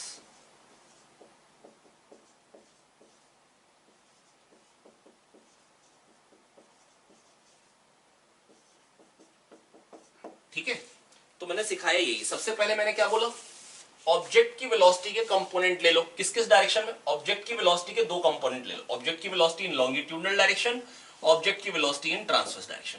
फिर ऑब्जेक्ट की velocity longitudinal direction with respect to mirror निकालो, ऑब्जेक्ट की velocity transverse direction with respect to mirror निकालो। फिर velocity of image in longitudinal direction with respect to mirror होगी velocity of object in longitudinal direction with respect to mirror into longitudinal magnification, और velocity of image in transverse direction with respect to mirror होगी velocity of image in transverse direction, sorry, velocity of image in transverse direction with respect to mirror होगी object की velocity in transverse direction with respect to mirror into transverse magnification. That is आप पहले object और object की velocity निकाली longitudinal transverse direction में with respect to mirror, क्या करेंगे बच्चों साथ साथ बोलेंगे, ऑब्जेक्ट की वेलोसिटी निकालेंगे लॉन्गिट्यूडनल ट्रांसवर्स डायरेक्शन में with respect to mirror, longitudinal वाली वेलोसिटी को लॉन्गिट्यूडनल मैग्निफिकेशन से मल्टीप्लाई करेंगे और ट्रांसवर्स वाली वेलोसिटी को ट्रांसवर्स मैग्निफिकेशन से मल्टीप्लाई करेंगे। शानदार तरीके से आपके पास वेलोसिटी ऑफ इमेज आ जाएगी लॉन्गिट्यूडनल डायरेक्शन में, ट्रांसवर्स डायरेक्शन में, और फिर ये वेलोसिटी जो आई है लॉन्गिट्यूडनल और ट्रांसवर्स डायरेक्शन में विद रिस्पेक्ट टू मिरर आएगी, तो फिर क्या करेंगे plus velocity of mirror, plus velocity of mirror. I hope मैं आपको अब समझा पाया हूंगा, काफी सिंपल है। चलिए अगले क्वेश्चन पे चलते हैं। यहां पर एक ऑब्जेक्ट है जो कि राइट में जा रहा है, पहले M1 से इमेज बन रही है, बाद में M2 से कह रहे हैं 2 रिफ्लेक्शन के बाद इमेज किधर को चल रही होगी। भाई अगर इससे जो इमेज बनेगी वो तो इधर को ही चलेगी। अभी समझाया object and image always move in opposite direction longitudinally, x1 बढ़ता है तो x2 घटता है, कैसा भी मिरर हो। अगर भैया ऑब्जेक्ट इधर जाएगा तो इमेज इधर आएगी। अरे भाई ये तो सोच सकते हो ना, सिंपल बात है, मक्खन बात है। x1 बढ़ेगा तो x2 घटेगा ना, x1 x2 f स्क्वायर, है ना। अगर आप 1/u + 1/v = 1/f की माला जपते हैं तो भैया अपने को वो बिल्कुल पसंद नहीं है ना। अपने उसको तभी यूज करते हैं जब मतलब बिल्कुल ही कहानी अटक जाए, है ना, मजबूरी टाइप। आइए देखिए प्यारे बच्चों, मैं आपको बस ये कहना चाह रहा हूं कि यहां पर अगर ऑब्जेक्ट इधर जा रहा है तो इमेज इधर। अब ये जो इमेज बनेगी पहली इमेज, ये दूसरे के लिए ऑब्जेक्ट है, और ये इधर जा रहा है तो इसकी इमेज जो होगी वो इधर ही जाएगी, राइट में। ये राइट में चल रहा है तो पहली इमेज लेफ्ट में, फिर इसकी जो इमेज बनेगी वो इससे opposite direction, that is right में। तो आंसर क्या आएगा, राइट में जाएगी। क्या आएगा आंसर, राइट में। आइए अगला क्वेश्चन देखते हैं। अगला क्वेश्चन क्या था प्यारे बच्चों, देखिए बच्चों ये एक और क्वेश्चन है स्फेरिकल मिरर का हमारे सामने, जहां ये पॉजिटिव एक्स एक्सिस है, ऑब्जेक्ट 25,1 पे है, पोल ऑफ द मिरर को कह रखा है ओरिजिन 0,0 है ना, जो कि हर एक क्वेश्चन में कहा जाता है। अब बेटा मेरे से पूछा गया वेलोसिटी ऑफ इमेज और 4 ऑप्शन गिवन है मेरे पास। ये 4 ऑप्शंस है मेरे पास। मैं बेटा आपको बस ये कहना चाहता हूं बच्चों, आप ध्यान से देखिए अब कौन सा इसमें से आंसर होगा। मैं बेटा एक बात जो पक्का श्योर हूं, है ना, वैसे अगर ये क्वेश्चन आ गया तो मैं ये आपको बिल्कुल श्योरिटी से कह रहा हूं, आप बाकी सारे क्वेश्चन आराम से कर पाएंगे। तो देखिए यहां पर ऑब्जेक्ट जब f से 2f में जा रहा है ना, इधर को जा रहा है, तो इमेज तो इधर को जाएगी, क्योंकि longitudinally object and image always move in opposite direction. क्यों, x1 x2 f स्क्वायर होता है, x1 बढ़ रहा है, ऑब्जेक्ट का डिस्टेंस फोकस से बढ़ रहा है, तो x2 जो है वो कम होगा, x1 x2 f स्क्वायर होता है ना। या आप ऐसा कह लीजिए 1/u plus 1/v equal to 1/f। अगर आप इससे ही सोचना चाहते, सब चीजें एक ही साइड है तो सबको पॉजिटिव मान लीजिए। अब सोच के देखिए ये तो कांस्टेंट है, तो अगर बेटा ये क्वांटिटी अगर बढ़ रही है तो ये वैल्यू कम हो रही, तो इसको बढ़ना पड़ेगा, तो ये v कम होगा तभी तो ये वैल्यू बढ़ेगी। तो आप जैसा सोचना चाहें वैसे आप सोच सकते हैं बच्चों। मैं बस आपको ये कहना चाह रहा हूं, ध्यान से सोचिए। इमेज पक्का है इधर को जाएगी, तो नेगेटिव आई कैप में आंसर आएगा, दैट इज ईदर ए और सी ऑप्शन। इन दोनों में से ही कोई ना कोई हो सकता है, ये बिल्कुल पक्की बात है। अब बेटा मेरे को दूसरी बात एक जो मैं पक्का कह सकता हूं, वो मैं ये कह सकता हूं कि ये अगर मिरर है, ध्यान से देखिए, है ना, ये मिरर है, ये फोकल लेंथ, और यहां पे मान लो ऑब्जेक्ट इस पॉइंट पे है कहीं, ठीक है। तो बेटा अब अगर मेरे को इमेज फॉर्मेशन करना हो तो तरीका क्या होगा, तरीका बेटा यही तो होगा, एक पैरेलल रे बनाएंगे जो फोकस से पास करेगी, इमेज इसी पे लाई करेगी, और दूसरी फोकस से जाएगी, है ना, और उसकी इमेज जो है मान लो यहां बन गई। सोचो अगर मान लो ऑब्जेक्ट अगर यहां होता, थोड़ा पास में होता फोकस के, तो क्या होता, मतलब एक्चुअली हमारा जो ऑब्जेक्ट है वो फोकस से दूर जा रहा है, मतलब ये पहली पोजीशन होती, तो ये वाली रे तो सेम रहेगी ना, जो पैरेलल जाएगी वो तो सेम रहेगी, उसमें तो बच्चों कोई चेंज नहीं आने वाला, इसमें तो बिल्कुल पक्की बात है, इसमें कोई चेंज नहीं आने वाला है। लेकिन बेटा ये जो रे है, आप ध्यान से देखिए, जो फोकस से जाएगी वो नीचे जाएगी और वो ऐसे जाएगी, अब इमेज यहां पहुंच जाएगी। इसका मतलब जब मेरा ऑब्जेक्ट पहले यहां था, ये इनिशियल पोजीशन ऑफ ऑब्जेक्ट है, तो इमेज यहां थी, है ना, इमेज की इनिशियल पोजीशन ये है, और जब ऑब्जेक्ट यहां पे आएगा तो हमारी जो इमेज है बेटा फाइनली वो यहां पे आ जाएगी। दैट इज जो मैं कह रहा था कि नेगेटिव आई कैप में तो आएगा ही आएगा, लेकिन पॉजिटिव जे कैप भी आ रहा है साथ में, पॉजिटिव जे कैप में आ रहा है। आप समझ सकते हैं बेटा, अगर ऑब्जेक्ट फोकस के पास में होता तो इमेज बड़ी होती है, बड़ी है, जब यहाँ पे है तो इमेज बड़ी है, और जब दूर जाएगा तो इमेज छोटी हो जा रही है। बेटा ऑब्जेक्ट यहां से यहां जा रहा है और इमेज यहां से यहां पे आ रही है, आंसर नेगेटिव आई कैप प्लस जे कैप वाला ही आएगा। दैट इज केवल और केवल यही करेक्ट ऑप्शन हो सकता है, बाकी सब इनकरेक्ट हो गए ऑटोमेटिकली। करने का तरीका तो मतलब बाई चांस मैं इस क्वेश्चन को ऐसे कर पाए क्योंकि ऑप्शंस यहाँ पर ऐसे दिख गए कि एलिमिनेट हो गए बहुत आराम से। पर अगर मान लीजिए इस क्वेश्चन को मेरे को प्रॉपरली सॉल्व करना है, मेरे को निकालना है आंसर, तो बेटा हमने क्या सीखा था, बेटा इसी को डेरिवेटिव करके ही निकाला था हमने। Velocity of image in longitudinal direction is velocity of object in longitudinal direction into longitudinal magnification, है ना, क्योंकि डिफरेंशिएट करने में हाइट का कोई रोल नहीं है। जब इसको डिफरेंशिएट करेंगे इस इक्वेशन को, तो इसमें हाइट का कोई रोल नहीं था। ऑब्जेक्ट की वेलोसिटी क्या है बेटा 10, लॉन्गिट्यूडनल मैग्निफिकेशन क्या होगा बेटा, ट्रांसवर्स मैग्निफिकेशन मैंने आपको बता दी थे 3 फॉर्मूले, minus v by u, f minus v by f, f upon f minus u. तो बेटा f upon f minus u use करूंगा, और सब नेगेटिव है क्योंकि बेटा इंसिडेंट रेस का डायरेक्शन ये होगा, और सबके सब नेगेटिव साइड पे, फोकस भी, ऑब्जेक्ट भी और इमेज भी। तो बेटा अगर ये तीनों चीज नेगेटिव है तो नेगेटिव लगाने का कोई पॉइंट नहीं है। 20 अपॉन 20 माइनस 25, ये कितना आ जाएगा -4। लॉन्गिट्यूडनल मैग्निफिकेशन क्या होता है, negative of mt square minus 16। जब ये आप मल्टीप्लाई करेंगे तो आप देख पा रहे होंगे कि velocity of image in longitudinal direction निकल के आ रही है -160।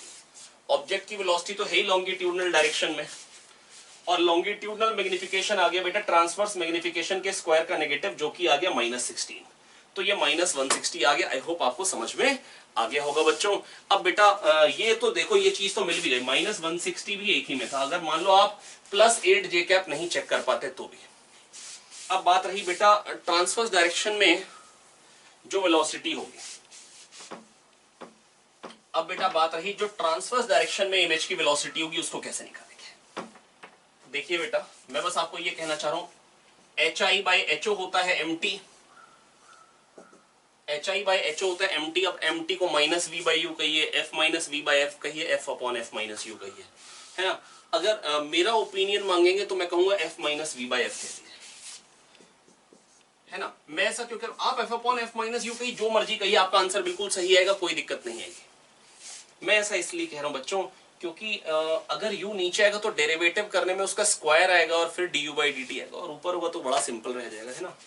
तो dHI/dt ये हो जाएगी velocity of image in transverse direction.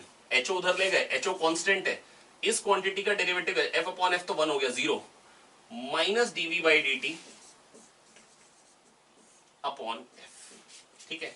अब बच्चों डिपेंड करता है कि आप देखो साइन कन्वेंशन आप क्या यूज कर रहे हो मेरे को पता नहीं। अगर आपने इसी को पॉजिटिव एक्स एक्सिस कह दिया, इसी डायरेक्शन को पॉजिटिव कह दिया, तो बेटा ऑब्जेक्ट इधर जा रहा है तो इमेज इधर आ रही है, इमेज इधर आ रही है तो बेटा v घट रहा है, v घट रहा है, dV/dt नेगेटिव आएगा, और नेगेटिव dV/dt नेगेटिव आएगा, और एक नेगेटिव और वैसे ही है तो क्या हो जाएगा पॉजिटिव। और dV/dt क्या है, velocity of image in longitudinal direction. dV/dt है v कितनी तेजी से चेंज हो रहा है, इमेज की लोकेशन कितनी, इमेज का एक्स कोऑर्डिनेट कितनी तेजी से चेंज हो रहा है, जिसकी वैल्यू मैंने निकाली -160। और HO बेटा जो है वो क्या है 1, तो बेटा ये हो गया 1 और ये आ गया -160, और अपॉन F कितना है बेटा 20, है ना। और मैंने इस साइड को पॉजिटिव मान, अच्छा ये तो पॉजिटिव हो गया बेटा क्योंकि ये dV/dt नेगेटिव था, तो ये क्या बन जाएगा बेटा 2 8s are 16, 8 is the answer in y direction. तो बिल्कुल सही है, -160 I cap plus 8 J cap. I hope आपको समझ में आएगा। क्वेश्चन ये थोड़ा सा डिफिकल्ट साइड पे है, आपको अगर ये क्वेश्चन को समझना है तो आपको वीडियो को रिवाइंड करके फिर देखना पड़ेगा, पर बहुत ही सिंपल बातें हैं बेटा। मैंने आपको एक बात बताई, जो सबसे सिंपलेस्ट है, जो सबसे सिंपलेस्ट चीज है वो velocity of image in longitudinal direction निकालना है। तो velocity of object, velocity of image in longitudinal direction कैसे निकालते हैं, ऑब्जेक्ट की velocity in longitudinal direction with respect to mirror into longitudinal magnification. Transverse direction के लिए बेटर रहेगा HI/HO को MT कह दीजिए, क्योंकि अगर हाइट नॉन जीरो हुई तो बेटा जो dm/dt वाला पोर्शन है उसको कंसिडर करना पड़ेगा, है ना, क्योंकि HO इंटू dm/dt वाला पोर्शन भी आ जाएगा। और HO 0 होता है तो डायरेक्टली आप कहते हैं transverse magnification into velocity of object in transverse direction.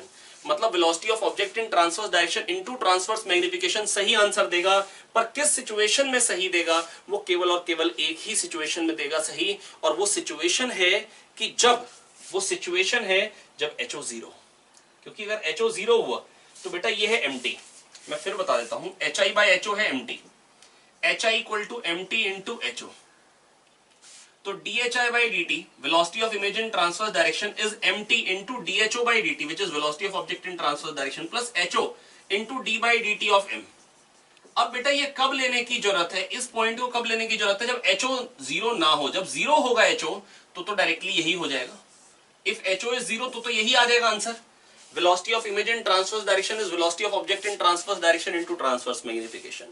Gist क्या है मैं फिर बोल दे रहा हूं, कई बार बोल दिया मैंने वीडियो में कि आप अगर ऑब्जेक्ट, अगर बेटा आपका प्रिंसिपल एक्सिस पे है, that is height of object अगर 0 है, तो उस टाइम आपको क्या करना है, आपको करना है ऑब्जेक्ट की वेलोसिटी निकालिए लॉन्गिट्यूडनल ट्रांसवर्स डायरेक्शन में with respect to mirror. Longitudinal velocity को लॉन्गिट्यूडनल मैग्निफिकेशन से मल्टीप्लाई करिए, ट्रांसवर्स वेलोसिटी को ट्रांसवर्स मैग्निफिकेशन से मल्टीप्लाई करिए to get velocity of image in longitudinal direction and transverse direction with respect to mirror. और फिर velocity of image with respect to mirror plus velocity of mirror is velocity of image. ऐसे करके आप answer निकाल लेंगे। आई hope आपको समझ में आ गया है। Thank you. इसमें क्या था, अच्छा ये रहा बेटा P पॉइंट पे वैसे इंटेंसिटी कह रहे हैं आई आ रही, कह रहे मिरर के साथ इंटेंसिटी और मिरर को हटा के, यानी मिरर को हटा के जो इंटेंसिटी आएगी वो क्या होगी, ये 60 है। आप सोच के देखो 60 पे अगर इंटेंसिटी आई आ रही है ना, जब ये नहीं है तो इसके होने पे क्या आएगी। मैंने कह रहा हूं मान लो इसके ना होने पे आई आ रही है, तो इसके होने पे क्या आएगी बेटा, कुछ ज्यादा आएगी, क्योंकि कुछ रिफ्लेक्टेड वाली लाइट भी आएगी, और ये तो फोकस पे तो पैरेलल आएगी। तो जो इस पे इंटेंसिटी फॉल करेगी ना, वही इंटेंसिटी यहां पे पहुंचेगी, जो इस पे इंटेंसिटी फॉल करेगी। अब बेटा इंटेंसिटी होती है प्यारे बच्चों P/4πr², P/4πr²। अब अगर R को मैंने, ये 60 है, ये 60 का 1/3 है, आर को 1/3 कर दूंगा तो इंटेंसिटी क्या जाएगी, R/3 का स्क्वायर, 9 ऊपर आ जाएगा, क्या आ जाएगा 9। तो इंटेंसिटी इस पे, अगर इस पे आई आ रही है तो इस पे 9 आई आएगी, और यहां से तो पैरेलल रेज बन रही है, that is intensity parallel beam में तो इंटेंसिटी ना बढ़ती है ना घटती है, वही रहती है। अगर डाइवर्जिंग बीम होती है तो आगे जाते जाते कम हो जाती, वही एनर्जी इतने एरिया में पहुंच जाती, energy per unit area per unit time कम हो जाएगी।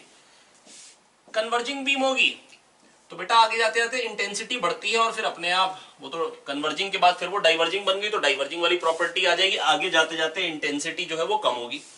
पर पैरेलल बीम में तो वही रहेगी ना, तो इसके होने से 9i प्लस आई हो जाएगा, और जब ये नहीं है तो खाली आई, तो 10:1 आ जाएगा रेशियो। आई होप मैं आपको समझा पाया हूं बेटा, बहुत ही सिंपल है, आप मेरी बात समझिए। इसके ना होने पे अगर इंटेंसिटी आई आ रही तो इस पे इंटेंसिटी क्या है, इंटेंसिटी होती है P/4πr², पावर पर unit area per unit time. तो अगर बेटा P/4πr² होती है, अगर r को 1/3 कर दी तो 9 टाइम्स हो गई, इस पे आई आएगी तो इस पे 9 आई और वही रिफ्लेक्ट हो रही है, तो 9 आई की 9 आई रहेगी, 9 आई इसके कारण आई डायरेक्टली पहुंची 10 आई हो गई, और जब ये नहीं है तो खाली आई। तो बेटा क्या हो जाएगी इंटेंसिटी 10 आई, इसके होने पे इसके हटाने पे आई, रेशियो हो जाएगा 10:1। रेशियो क्या हो जाएगा 10:1। पिछले क्वेश्चन जैसा एक और क्वेश्चन देख लेते हैं, ये भी पी पॉइंट है, इस पे इंटेंसिटी डायरेक्टली आई आ रही है, इसके रखने पे इंटेंसिटी कॉनकेव मिरर पे रखने पे और कॉनकेव मिरर को हटाने पे इंटेंसिटी का रेशियो इसमें भी निकाल लेते हैं। तो प्यारे बच्चों का डायरेक्टली आई आ रही है, सोच के देखिए, तो इस मिरर पे क्या इंटेंसिटी आएगी, बेटा डिस्टेंस हाफ हो गया, अभी समझाया इंटेंसिटी होती है P/4πr²। अभी बेटा अभी समझाया बेटा 1 मिनट पहले कि भैया अगर इसकी पावर P है तो बेटा r डिस्टेंस पे 1 सेकंड में P एनर्जी फॉल करेगी इस पे, तो P हो गई इस पे जो एनर्जी इंसिडेंट है, P हो गई जो एनर्जी इंसिडेंट है, ठीक है। अब P/4πr² होती है इंटेंसिटी, P/4πr² होती है इंटेंसिटी, ठीक है।